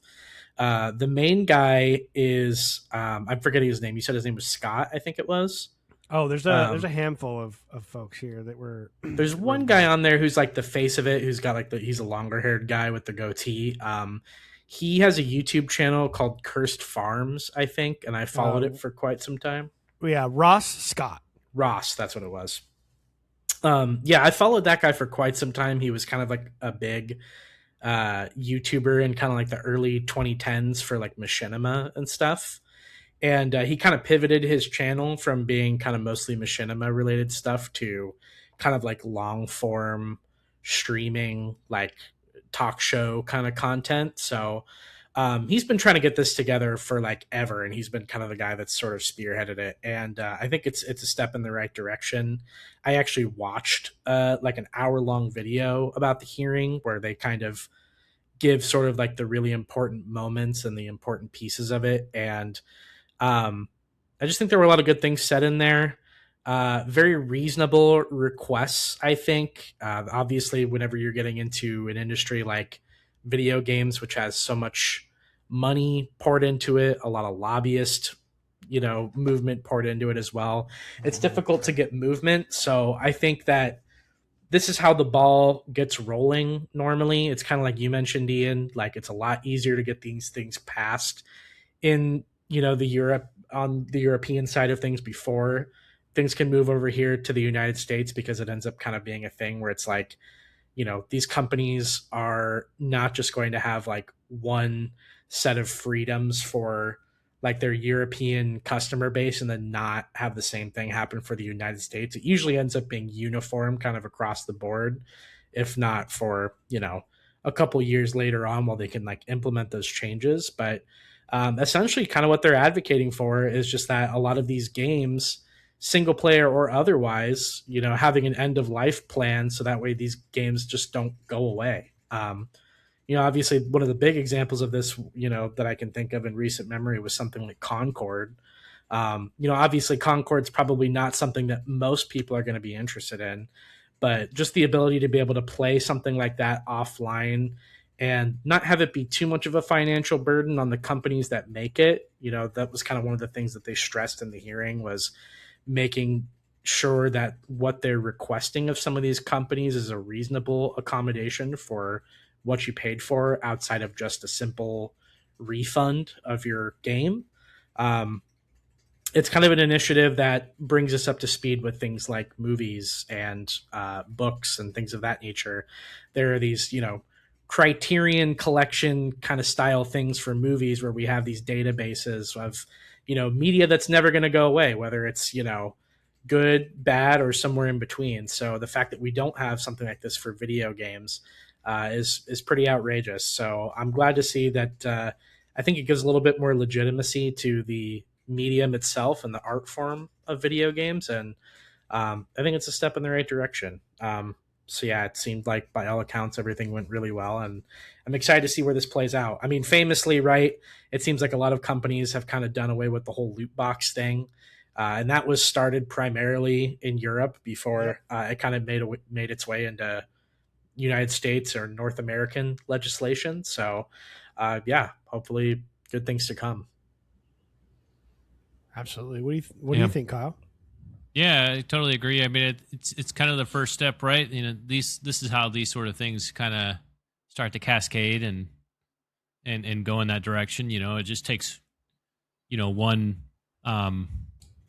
one government to really like kind of take it seriously, and then it starts to kind of like be a little bit of a domino effect across other cultures, major markets and whatnot. So that's pretty big. Hopefully they do get some legislation. I'm kind of like somewhere in the middle with it, where I do agree that like we do need to have a lot more regulation on these games that are taking in a lot of money, like even during production of the game, and like doing their betas and like just raking in money like Star Citizen, and not actually ever coming out with a game. I think that this kind of like ties into that, right? And then you have all that, and then the game releases and it ends up being total garbage.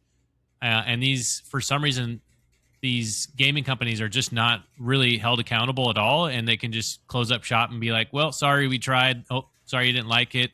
We'll just get rid of the game and make another one. It's like, hang on a second.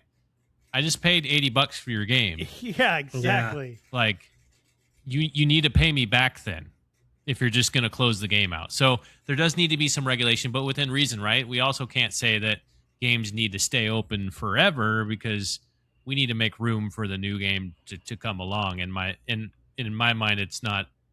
I would imagine it's not physically possible to keep all games open forever, especially when it comes to multiplayer games, because you have to have the server room for that, I would imagine, right? So I want to see some sort of regulation on it, right? Like, how many years does a game have to be alive before they can actually legally close out the game without having to refund?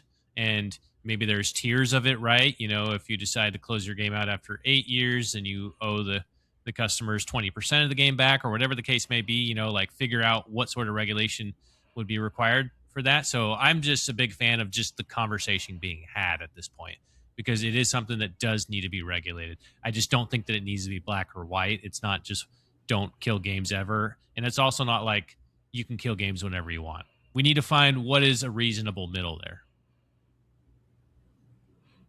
Yeah, I think it's important too, just to add a quick piece, to have some of these games that, even if they are online primary experiences, it kind of gives me hope that, at some point in the future, right? Like, if it ever does end up going away, like if Blizzard Entertainment makes an end of life plan for something like World of Warcraft, right? Like, I don't need like the multiplayer aspect of that, but if they were to create kind of an end of life plan for something like that, where you'd be able to access that world and all of those quests and stuff still without the online multiplayer component that requires that thing to be up and running 24/7.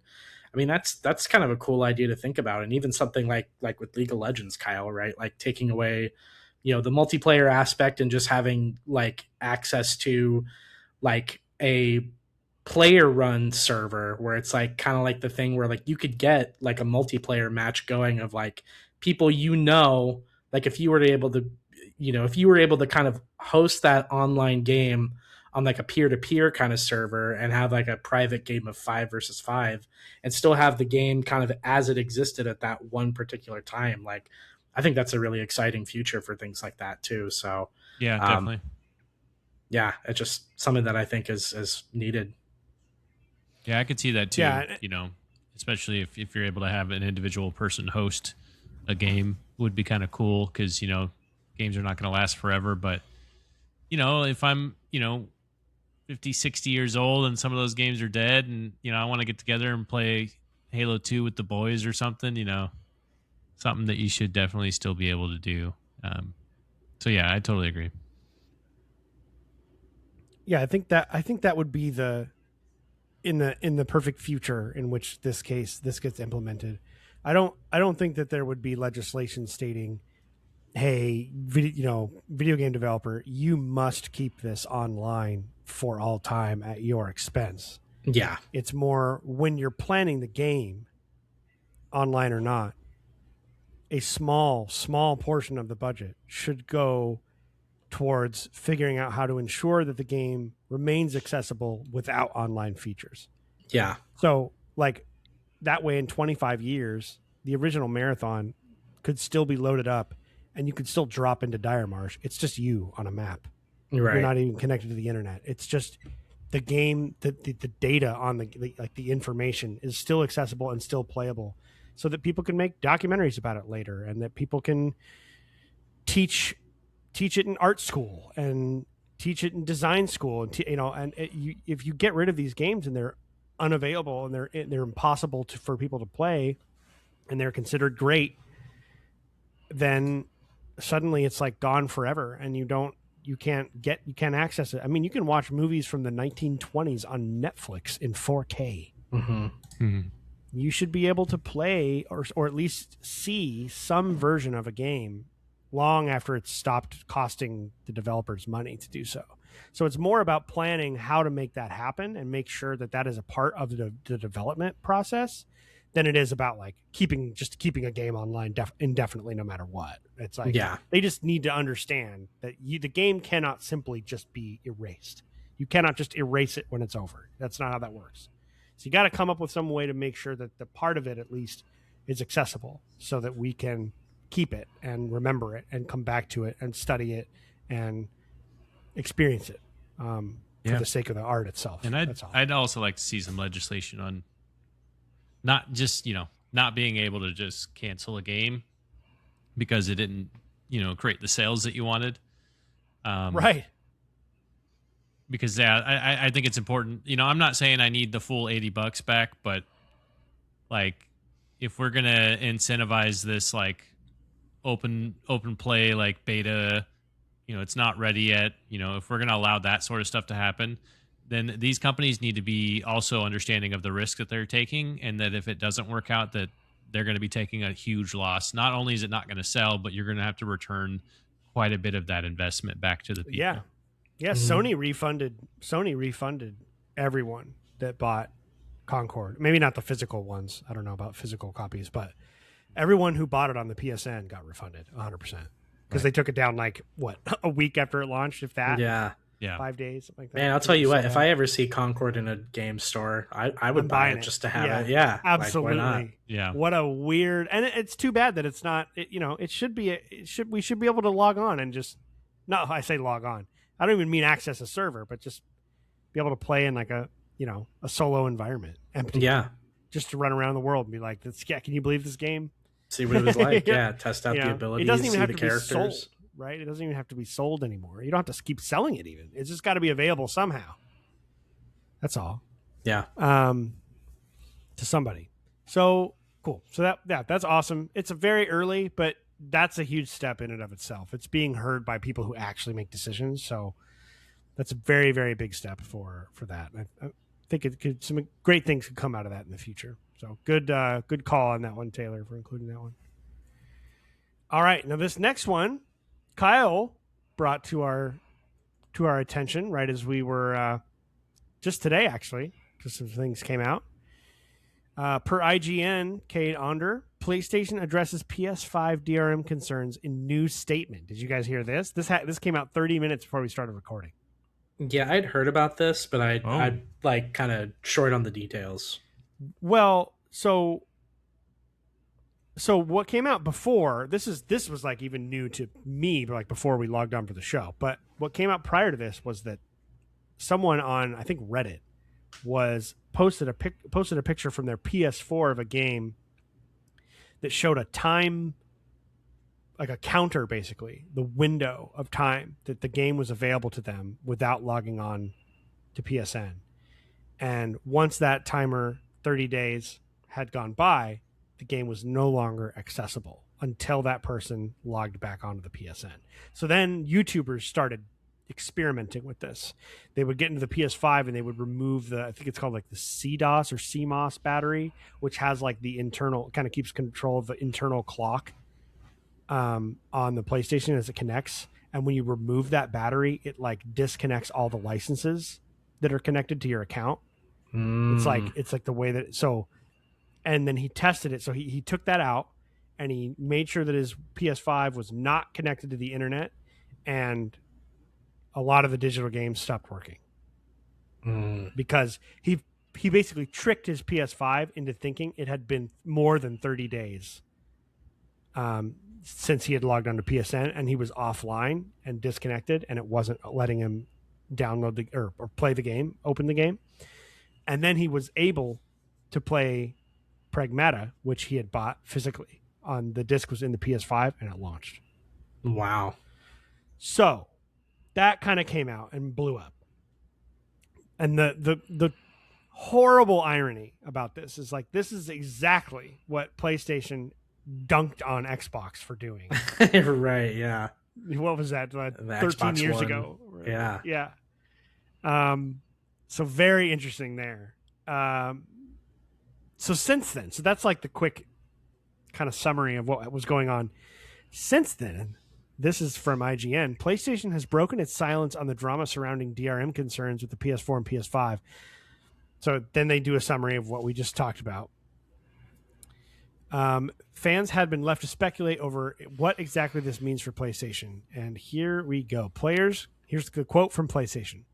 Players can continue to access and play their purchased games as usual, reads Sony's statement. A one-time online check is required to confirm the game's license, after which no further check-ins are required.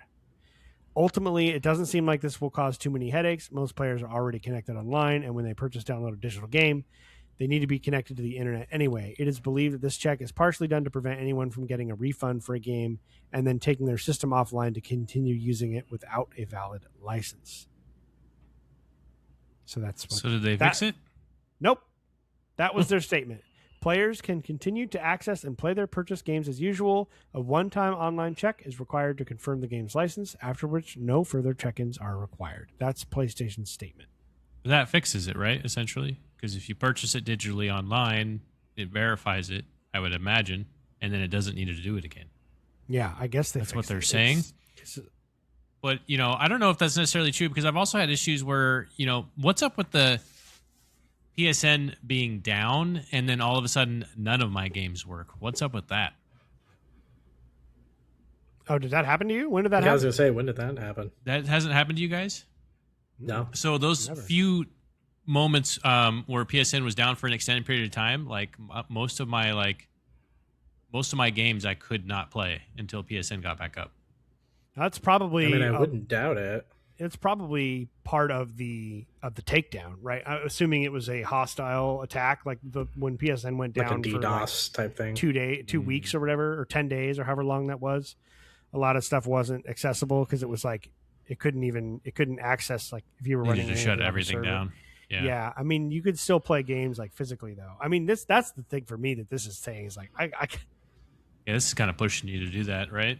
There's a website, Maddie Plays. Did you watch the Mr. Maddie Plays video on this whole DRM thing, Kyle? No. I would suggest it was very good. It's Yeah, funny. I'll have to watch that. But he talks about a website called Does It Play? And basically it's a website, like a crowdsourcing website, where people put a disc into a drive and they find out if it's a download key, basically, or if it's data's coming off of the disc. And they tested like 3,300 titles between PS4 and PS5, and 94% of them played off of the disc. So this whole idea that like the discs are not anything but keys is actually like complete bullshit.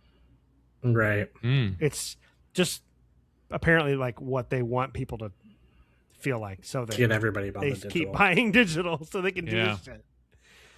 And I get it costs them a lot more. I mean, when you sell a game physically, the money that's coming back to you is way less. You got to pay the manufacturer of the case and the disc. You got to pay the shipping to get the disc to where it needs to go. You got to pay Walmart or GameStop or Target or wherever it is. I mean, I understand completely from the perspective of like, hey, we want to make money off of selling a game. Totally get that the digital is better for them. And I'm not going to stop buying digital games completely. There are some great benefits to digital games, but it also makes me feel like I definitely am not going to stop collecting physically either. Yeah. What do you guys think about this whole thing? Kyle, you brought this one to us. What when you read that, how do you I guess I guess you're right. I guess PlayStation confirmed that there is a one-time check-in, and beyond that, players won't experience any interruptions. So I mean, hopefully that means they recognize it, and because the thing that concerns me about that is it doesn't outright say, "Hey, we realize that's a problem and we fixed it." It just clarifies what it means. So I'm like, all right, so are you saying you fixed it? Why can't you just say those words? Right. Yeah. Well, and it's not the same thing because before it was like every 30 days is what it seemed like it was originally. And that's quite literally what it was. And yeah. Now they're not saying that. Yeah, I don't. But they're not outright saying that it's not the case. Yeah. Oh no, Sony. Bit weird. If anything, this kind of makes you take a step back on all the digital access to everything and how convenient it all is. It is nice. It is sure is nice, but when they start to show their teeth a little bit, you kind of go, "Ooh, I don't think I like how much control you have right now." And that's all that this really kind of makes me think about. I'm not up in arms and saying screw PlayStation, nothing like that. No. But it's just one of those things where they, the big brother kind of lashes out at you and gives you a quick beating, and then you're kind of reminded of, I kind of don't like this relationship that we have don't right get too now. Comfortable. Yeah. Right. Yeah. It's pretty obvious how quickly they could just ruin your experience for you. I think that's kind of what that revealed to me. So yeah, if anything, maybe putting more emphasis on buying a physical disc and saying, screw that. Like, I'm not going to let you have control of this anymore. Yeah. And my take on that is like, you can have it both ways. Like I kind of have developed a habit of like, I like collecting video games physically, but I've always wanted my collection. I'm not trying to be a collector. It's like, I have every game released physically on the Sony PlayStation 4. Like, that's not what I'm going for. But it's like, if you really like a game or if you really love a game, even if you own it digitally, go buy a copy on eBay or something. Like, make a small, bespoke, physical collection of your favorite games so that you have them in the future. I realized I forgot we forgot another write-in too that we had. Oh. So we'll get back to that in a moment. But yeah, that's kind of what I take away from this is like, I'll even buy games twice sometimes. Like, I'll buy a game digitally if I'm not like totally sold on it. If it's not Last of Us or Elder Scrolls or something like Pragmata for instance. Like, if I were to buy that, I would buy that probably digitally. Mm-hmm. And then if it becomes one of my favorite games ever, like, I'll probably buy it physically too later when it's way cheaper, and put it on my shelf. And it's both a part of the collection. Like, I love this game; it's on my shelf, but it's also like security because If something happens, you know, if the PSN's down, you can throw your disc in, you can still play your game. Sorry to think Right. that we sound like the boomers that are like, you should be building your doomsday shelters now. Yeah, You yeah. never know. Well, I mean, you never still need know. electricity, so Yeah. I'm just thinking about like the dude. You'll have bigger problems at that point. We'll be with telling this. Yeah. we'll be telling our kids like, you should be buying the physical discs. This version of the future is not a doomsday future. It's the future of like, if Xbox is not around anymore, it would be great to still have my Series X and plug it in and turn it on and put a disc in and play the game off the disc, because maybe Xbox is down, right? There is no like with the 360. The 360, a lot of like the internet, you can have it disconnected. It can be not connected to the internet. Plug a 360 into your wall and put Mass Effect 1 in there, and you're going to play Mass Effect 1. Like, you don't need the internet. sure. That's all I mean. It's Right. like, you just don't, even if Xbox as a brand dies, as long as you have your console and it works, you'll have your games too. Because it won't disappear with the collapse of a marketplace. You'll have it. You'll have it on the disc. So that's really all. Yeah, obviously, in a doomsday scenario, you won't have electricity or running water either, and this is the least of your problems. Right.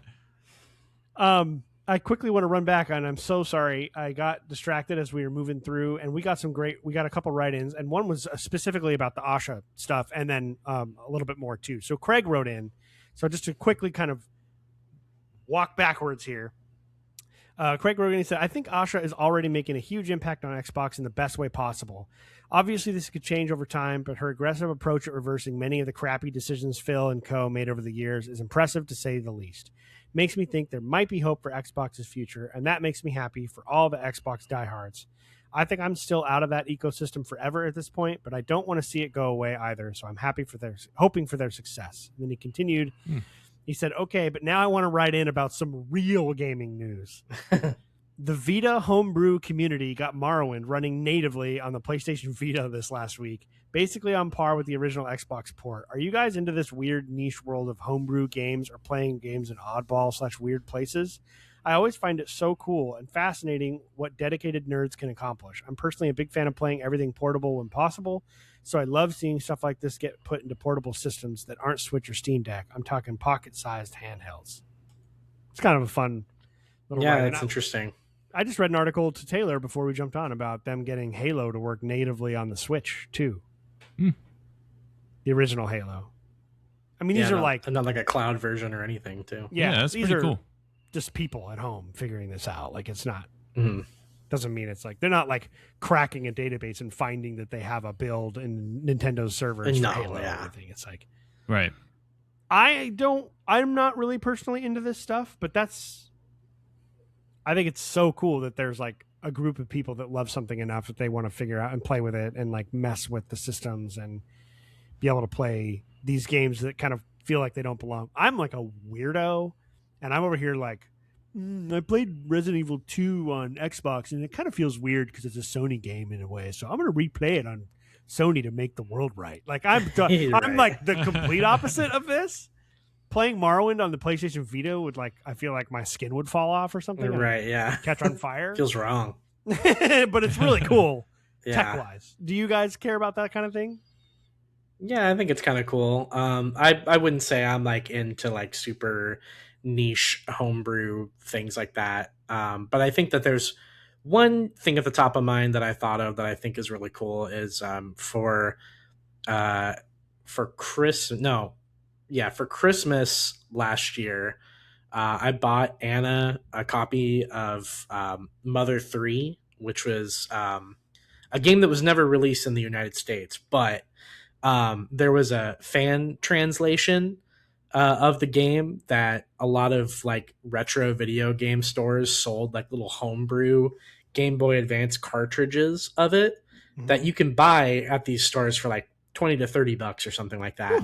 And you get like the full game, never released in the United States, translated in English that you can access on original hardware. So I like bought that for her, and then I bought like a little cool like custom Game Boy Advance case for it that's also in English. So that's like kind of one of those things that like recently was like a little niche homebrew thing that's like pretty much the only way you could experience that game unless you like know how to read Japanese katakana and stuff like that. So it was really cool to be able to like sit on the couch and kind of watch her play that. So that's kind of what that reminds me of.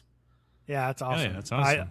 That's really cool. I mean, that's just like the love. That's just like for the love of the game kind of thing, you know? Yeah. True passion. We also got a write in from Miles, and he touches on a couple things, but his biggest paragraph is going to lead us to our next topic. So I'm just going to read through his real quick. Go ahead and keep rolling. I'm just going to step away for just a second. I'll be right back. Yeah, no worries. No worries. So Miles said, "Hello, TSG. Great last couple of episodes. Glad I can finally write in again. I'll start with a little of what I've been playing. I got bit by the Fire Emblem bug again. I haven't been able to stop playing Awakening or Shadows of Valentia. I'm basically doing a dual playthrough right now on a white 3DS I picked up to replace my old dying original 2DS. I love buying new old stuff. Ooh, I forgot to tell you, Kyle. Or did I know? I didn't forget to tell you. You saw it already. It was Taylor that I didn't tell until earlier about my Xbox that I bought.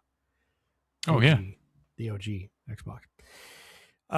Miles continues, says, such a great handheld console that I ended up purchasing an AYN Thor. I got the Max model, so it'll basically become my new PC companion. I'll definitely be playing through my favorite series over once I get it.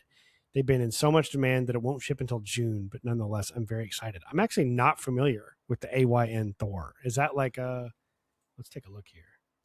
AYN Thor. Oh yeah, it's like a little... It looks like a little 3DS kind of, but it plays PC games? It looks cool. Damn, yeah, it looks sick. That is very cool. Man, the handheld market has really just taken off, man. It's crazy, all the different things going on there. Love to see it. I love having a handheld. I'm so glad I did it. I know, me too, man. I don't even play it all that often, but like every time that I have used it, I'm like, thank you. I'm so glad I have this. Yeah, it's nice to have the option. So he continues, Miles talks about a little bit about the Xbox stuff. He says, because of the amount of games I'm not playing or the time to play them, I'm basically out of the running for Game Pass being relevant. I canceled my subscription a long time ago, but it's good to see they're taking the steps to actually make it more friendly for the consumer again. I've been seeing news that they're considering a quote-unquote flexible Game Pass where you basically pick games like you would a cable TV package. Don't know how true that is, but it's not an impossible concept to see working. I think that's real, and I think we're going to see it pretty soon. So basically, you can like pick, like, do you play cloud gaming? Yes. Okay. It's $2.99 a month. No. Love that. Cool. $2.99 off. Do you like the Bethesda catalog? Do you already own most of these games? Yes. No. Take it off. Do you want the day one versions? That'll be an extra $3, whatever. And just build yourself like a perfect Game Pass companion. Right. Sick. I love that. Yeah. Yeah. So cool. Okay. So here's the part of Miles' email that's going to get us into our next topic. The chips are down for Ubisoft, so hopefully they can really cash in on Black Flag Resynced. Love or hate them, Ubi has made some really fantastic games throughout their lifetime, and I would hate to see some of these franchises die. Personally, would really love for Far Cry to scale back and release another game that's more in line with 3 and 4. Those games are huge in their own way, but their story and setting was far more reined in on itself than 6. In a way, 6 almost felt tone deaf to the reason Far Cry was so good. Black Flag is a defining classic of AC and deserving of a remake, so at least they're on the right track. Hopefully we can see more Assassin's Creed games get some love.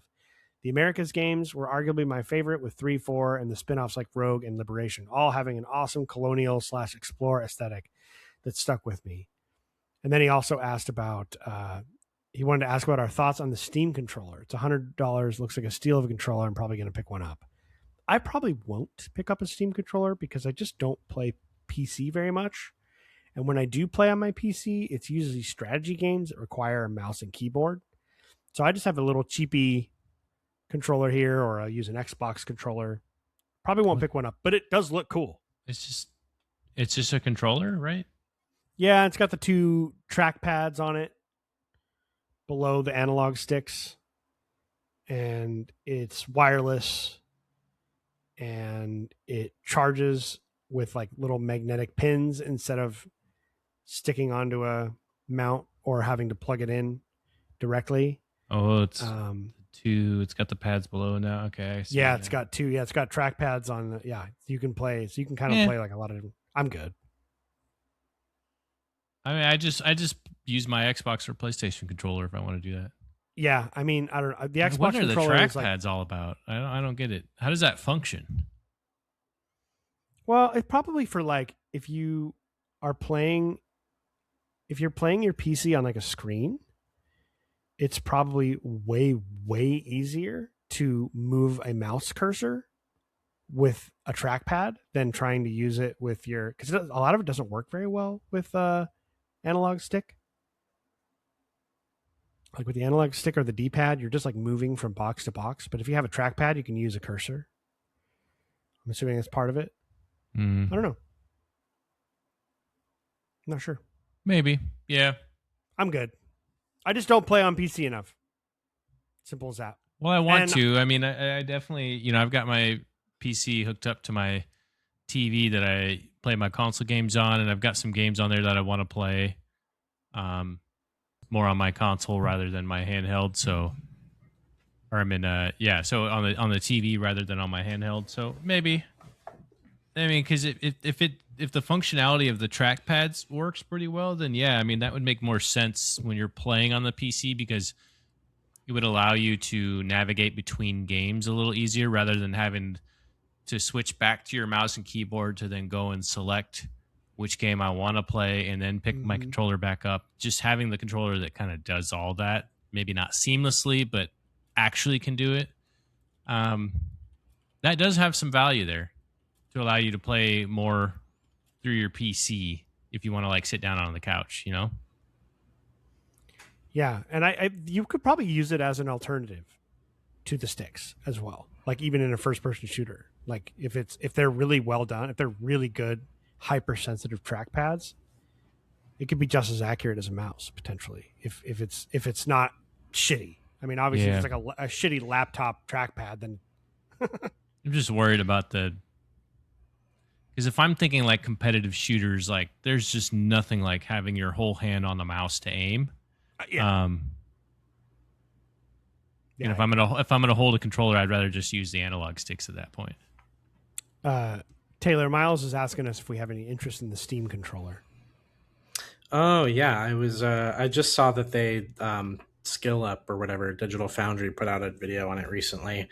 I think, without knowing most of the context of the write-in, sorry Miles, but I would say I'm not. That was like at the end. He literally just asked if we were interested. That his last thing was just asking what we thought of the Steam controller. It was like a PS. I think it's probably pretty cool, but probably not something I'm super interested in. I know I'm extremely interested in the Steam machine, so that's like kind of at the top of my list in terms of Valve hardware that's coming out. But I think even when I get the Steam machine, I'll probably just use an Xbox controller anyway. So not something I would probably get, but I don't know. We'll see. I have yet to watch like a breakdown of how good it is. So maybe I watch that video and change my mind. But I watched a little bit of Linus Tech Tips kind of talk about it. He was like, meh.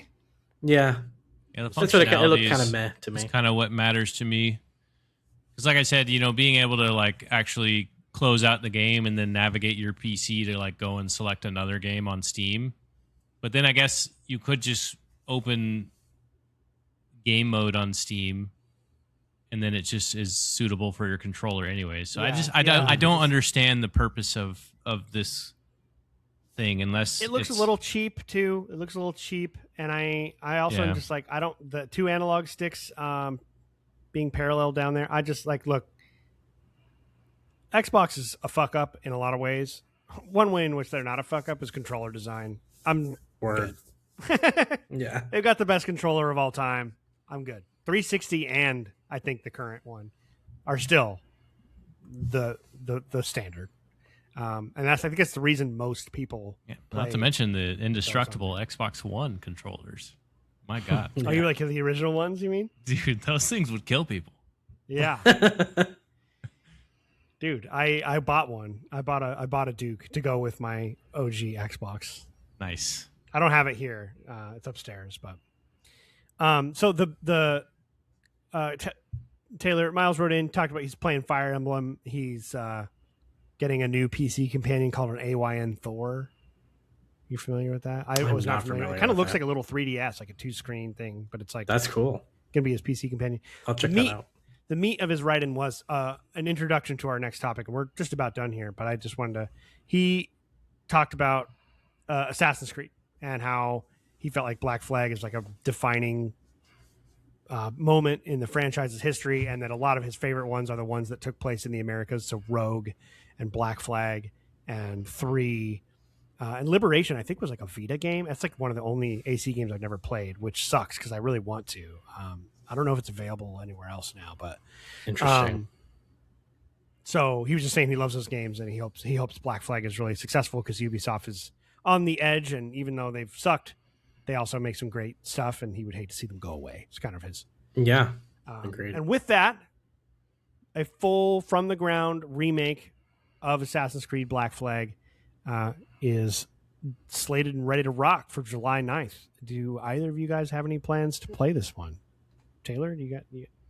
Yeah, I'm down to play this one. I mean, we kind of talked about it earlier as we were kind of bandying the idea of playing through Assassin's Creed 1, that this was definitely one that I think I'll end up picking up and playing it. I know I've heard you sing its praises for a long time, Ian. One of my friends, Jacob, this is his favorite Assassin's Creed game ever. So he's just like a big pirate guy. He loves pirates. So he's like, naturally, this one's my favorite, and it's like his favorite story out of them. So I like me some pirates too. So I think this is definitely one that I'll play. And then, yeah.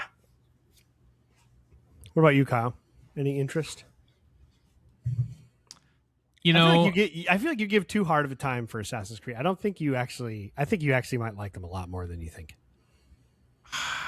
You know, the thing that really pulls me away from it is, why is this not going to be on Game Pass?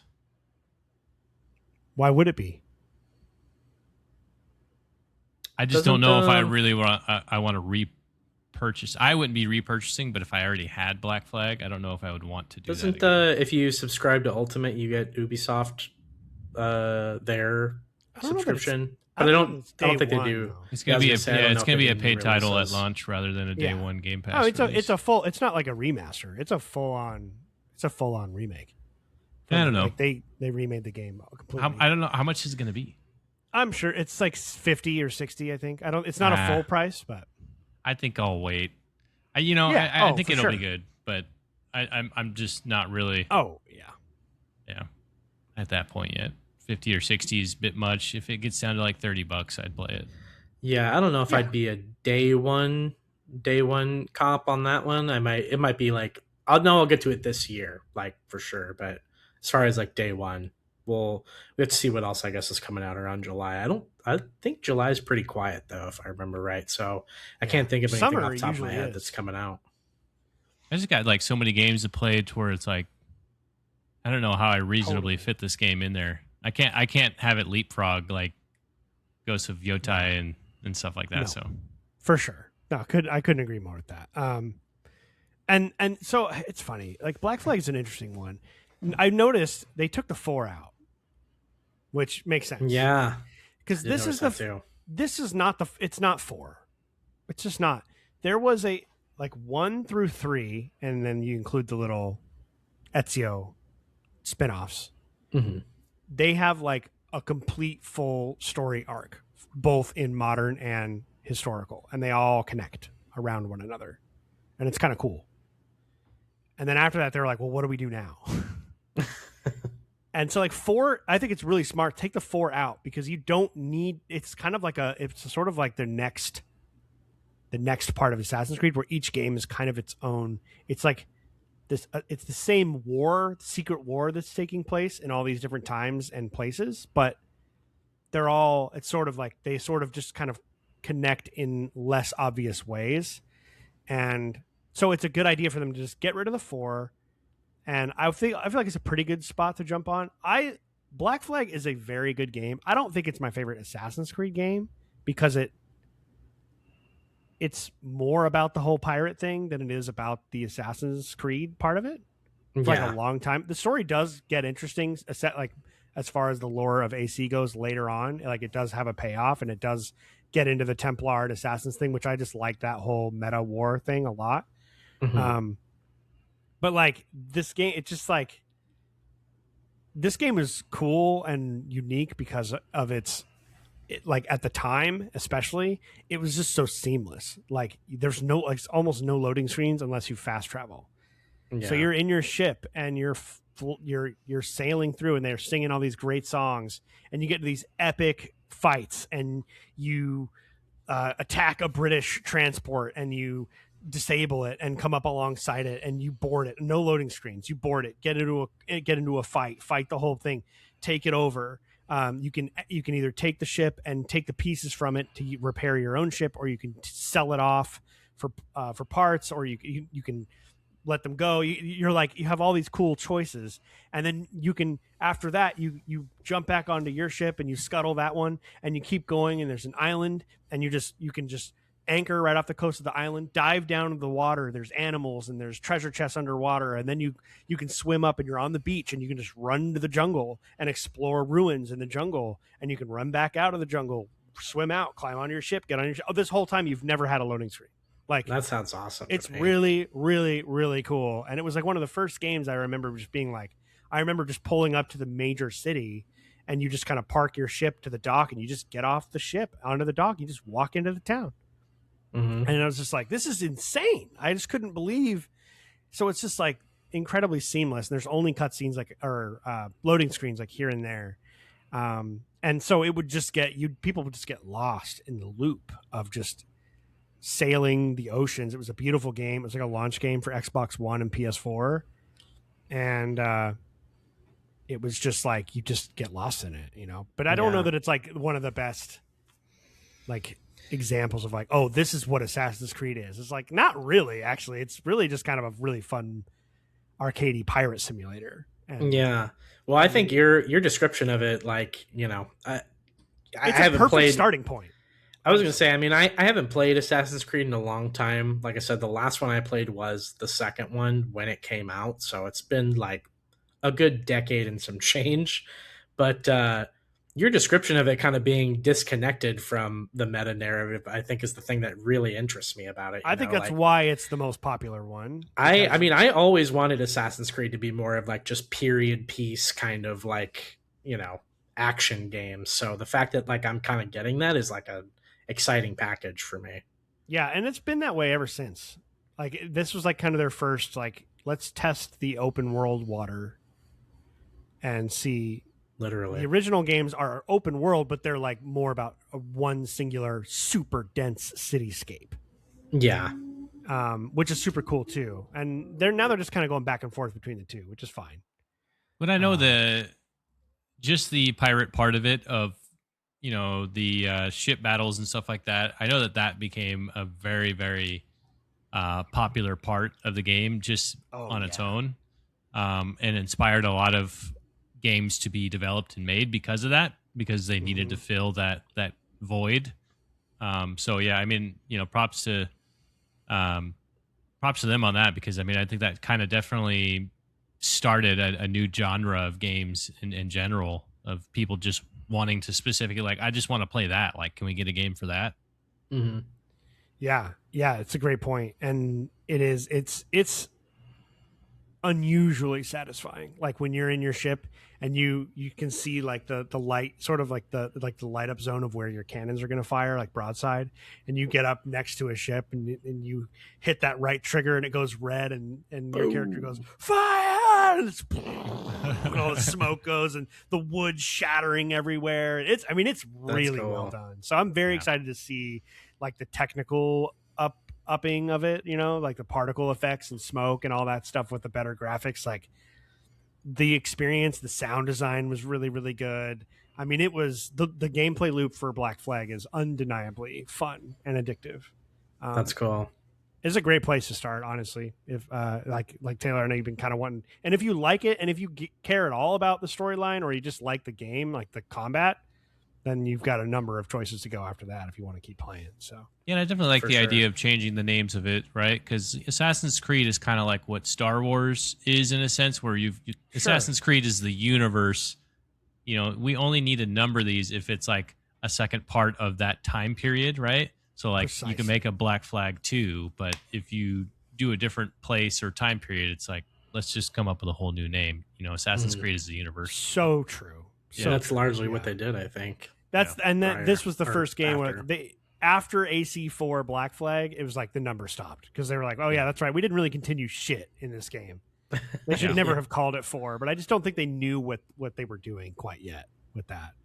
Because the modern day part of Black Flag fucking sucks, and I don't know what they're gonna do with that. Because like that's when people started complaining about what the hell is the point of you ripping me out to do these stupid modern day stuff. I never felt that way the first handful of games because there was a really interesting connection between the two, and the story was good. It was like a big part of the game. But like after that, when they decided to make it less of one and they kept doing it, it's like, this is dumb. I don't give a shit about this anymore if you're not going to invest in it like you did with the first 3 games. Cool. So July 9th, excited for that. Last 2, just quick things, and then we'll be done for the evening. Pragmata has sold, let's see here, 1 million copies in 2 days. Wow. That's awesome. And so just, that's another Capcom game. Capcom is just, I mean, they can just light money on fire if they want because they're just fucking killing it right now. Yeah. Let's see. Metacritic, Pragmata, 85. Yeah. Great score. Very good. That is very good. I'm hearing a lot of good stuff about it for sure. Me too. I'm very interested. Probably gonna. It's kind of like you, Kyle. Like you were mentioning with AC. Like probably wait for a sale potentially, because I'm not sure how I'm going to handle the characters based on what I've read and watched. Like the gameplay seems cool. The art looks great. All of it. The combat, like exploration, all of it seems really cool. Mm-hmm. But apparently, from what I've heard a little bit, like the 2 characters it can be a little cheesy, a little hokey. So I don't know. I just like if that ends up being a big part of it, but me not liking it, I don't want to spend $70 on it. No. But I'm interested. I want to play it. Yeah, I don't even know. My Ian taste sensors are going off when I say this, and I'm just like, I haven't even played it. I'm like, I don't even know if Ian's gonna like this. So. I want to be more open-minded though. You know what I mean? Like I don't take pride in like just making assumptions on things. Like that's not how I roll. It just doesn't make sense for me to be like, this looks dumb. You know what I mean? Like that's lame. Like that's lame. You know, play the fucking game before you have an opinion on it. So I just want to like, I don't want to be that guy. I want to play it. It looks, there's enough there that like, if it's not too bad or like too much of it, I think I could enjoy it. Cause like the whole idea of like the hacking while shooting, the combat looks sick. Yeah. The world building looks pretty cool. Yeah. Love the idea that the lunar Art base. Style. Yeah. So I don't know. I just feel like I shouldn't. I don't want to jump to conclusions. So I'm in the same boat. You got to convince me with the characters. Yeah, I'm a little wary of the vibe of between like the dialogue and the style of the storytelling. But I want to be open minded. I want to be a better person. Okay. Try not be a piece. Pragmata is your. I feel like your I'm excuse to. I feel like I'm just such person. an asshole. Like I'm such a cynic with that kind of thing. And it's like that's something like that's more of a me problem than it is a problem with the game, you know. And I get that tastes are tastes, and like that might just be a thing, but I would hate to miss out on like a truly great game because I just assumed it was a certain way. No, I mean I think you'd be a dick about it if you were just outright saying that those type of games are just bad. I don't think you're saying that. I think it's just I think it's a matter of taste of like it's something that I struggle to enjoy, and that's totally fine. Yeah, I'm honestly kind of excited for the next game I get into, like in that like kind of Japanese game that I really like that I can really recommend you because I feel like I'm so like conservative with recommending you know it very well. Like you're pretty good. I think you are extremely familiar with like what it is. Yeah, I want to find that game that I like. I know like I really like it and it has that same sensibilities, and if I show it to you, I'm like I want to make sure that recommendation like hits, you know what I mean? Yeah. So. Yeah, for sure. I mean like Ghost in the Shell, love it. Yeah. And so I watch it in Japanese. Like I don't want to watch the English dubbing or anything. And it's fucking incredible. And that's anime, man. I mean, that is Japanese anime. and I absolutely love that movie. So I am open minded because like if I had not watched that and gotten, I that would be so stupid. I mean, but that movie is deadly fucking serious. Mm. There are no gasping little girls in that. Right. Movie.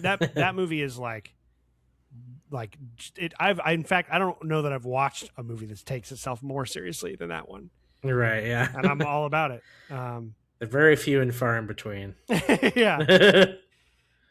Very last one. I just saw this. I watched the trailer. I couldn't believe the date. Honestly, I can't. Time moves so fast. Blood of the Dawnwalker, the former director of Witcher 3, who is now has his own studio called Rebel Wolves. They released a trailer and a new like gameplay breakdown. It's like part 3 of a 3-part gameplay breakdown they've been releasing over the months, and they dropped the release date of September 9th of this year. And it looks like a day 1 for me, maybe day 2 based on the reviews. But this game looks like Witcher. I mean, it looks like Witcher. It sounds like Witcher. It looks like it's made in the same engine potentially.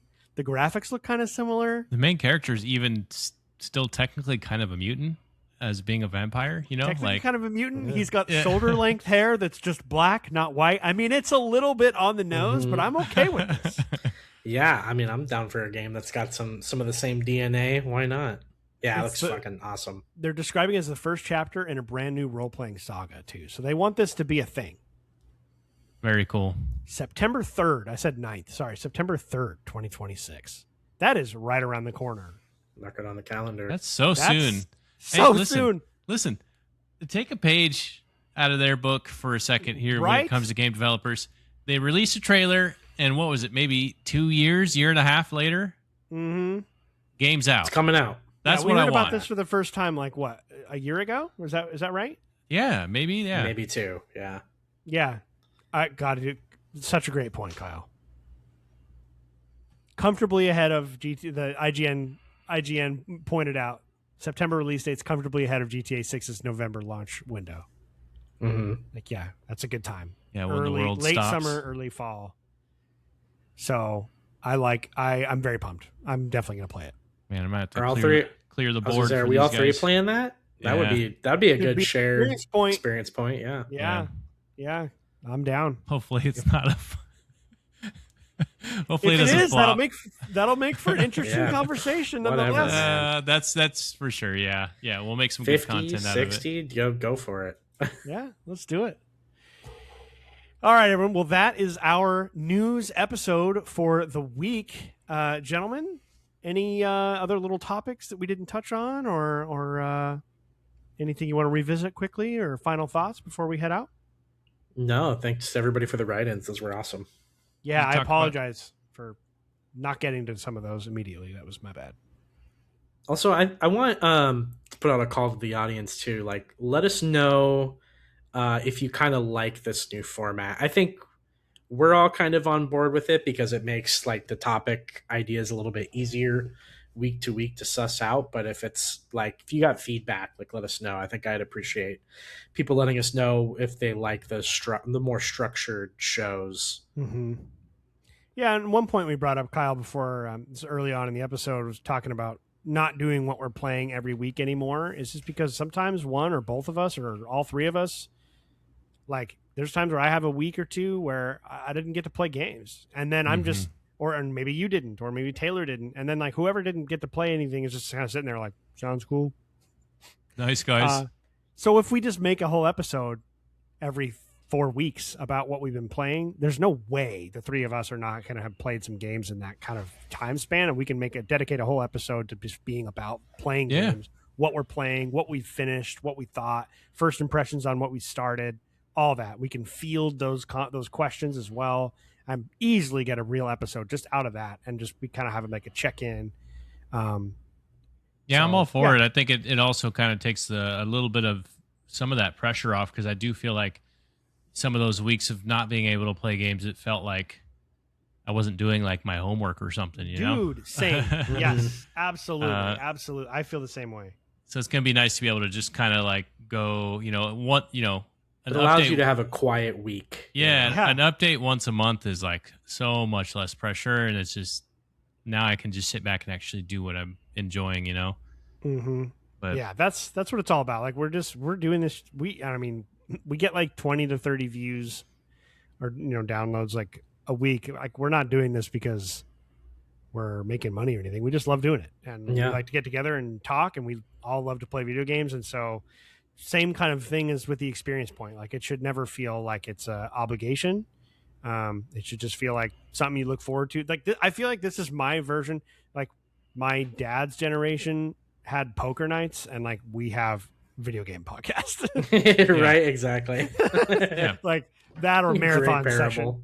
But Right. I think that's an important distinction to make, right? Because I think just the whole premise of reason why we play games and why we get together and talk about it is just because it's something that we enjoy doing. And so I'm all for any sort of thing that we can do that streamlines and focuses on, having fun and enjoying the process, rather than making it feel more like a job or a task to do. Because I think that's the whole point of why we're doing this, right? Is to kind of enjoy what we're doing. So maybe it's not just Xbox that's rebranding and refocusing.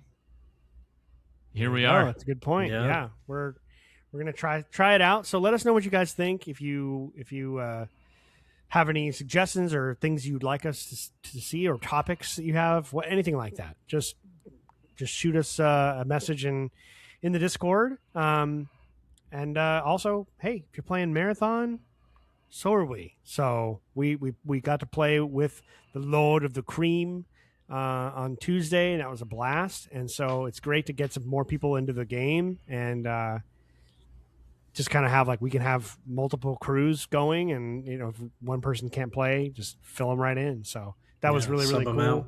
Yeah, it's funny how you read my mind there. I was gonna make a shout out if you guys hadn't already talked about it, but Jordan, you're pretty cool, man. That was a fun time hanging out and gaming. I also think you kind of carried us a little bit. He did, moments. yeah, Dude, yeah. he gets down on some first-person shooters, so I'm sure he picked it up and was already killing people. There's a few moments where I'm like, I'm kind of glad you're here right now, dude. Yeah, I can think of one specifically where we were in an upper level of a building, and they were coming. The enemy runners were running up the stairs at us, and they turned the corner, and I downed one of them, and then the other guy, I had to reload. The other guy came in, he downed me, and then Kyle was on the other part of the floor, and he was shooting at him. He got down, and then it was basically like 2-on-1, and he got them both, and we wiped the squad. It was like, well, I mean, I didn't do that much. Like I didn't even execute one of the guys. All I got was one down before I went down myself. I always love playing a multiplayer game with somebody like that who if it ends up being that you and the rest of the squad are wiped out, but the one guy is left who's a just badass first person shooter player, you're like, okay, we've got a chance in this. Yeah, we've got a shot. As opposed to when it's just me left, I'm like, we're screwed. We're so screwed, guys. I'm Same sorry. with me, man. Well, they know you're around, and they just camp on your bodies, and I'm like, I can't, I don't know what I'm gonna do here. That's why Marathon's so much fun, right? There's a lot of different skill sets that come to play, not just the shooter aspect of it, right? Yes. So everybody kind of has their strengths and weaknesses, so to speak. But definitely, I mean, it kind of stood out in a couple of those skirmishes because we got in a lot of fights because we did the contracts to just specifically kill runners and down runners. So that was kind of the intention. It became pretty obvious early on that Jordan knows how to hold a gun. So yeah, we were doing Dire Marsh sponsored, so everyone in the map was just free kitting, so you didn't have to worry about losing your stuff, and you didn't have to worry about anyone else having better stuff. A lot of fun, by the way. We just went headhunting. That's awesome. For the Arachne. It's a good way to do the Arachne stuff because everyone is just looking for a fight. Oh, for sure. Yeah, so then it just becomes about your ability to. Yeah, it's pretty risky contracts, right? You got to look for the fight, so it's like, let's just do free kits here. yeah, exactly. But then if you don't do the sponsored, then the other teams might have a bunch of great stuff and they just destroy you. Yeah, because they have shields and better guns and all grenades and all that stuff. But with the free kit, it's like everyone's just coming in with nothing. Everyone's got the shitty patch kit and some crap gun, and it's like it's kind of cool. It was fun. So it's awesome. Very cool. All right, everyone. Well, thank you again so much for writing in, for listening every week. It's so cool to have this little group of great folks hanging out with us. I did not ever think that would be a thing. So really appreciate that every week. Appreciate you guys for always taking the time to just hang out and do this every week. I look forward to it. Like, it's like my halfway marker through each week. I'm like, God, Wednesday, dude, I can't wait. Right. Jump on. Same. I want to talk about this. I want to talk about that. I can't wait to see what they think about this. So just making sure everyone knows. It's very much appreciated. This is always a great time. And we'll catch you next week. But until then, everyone, have a wonderful weekend. And we will catch you later. See you guys. Stay safe. Later, guys.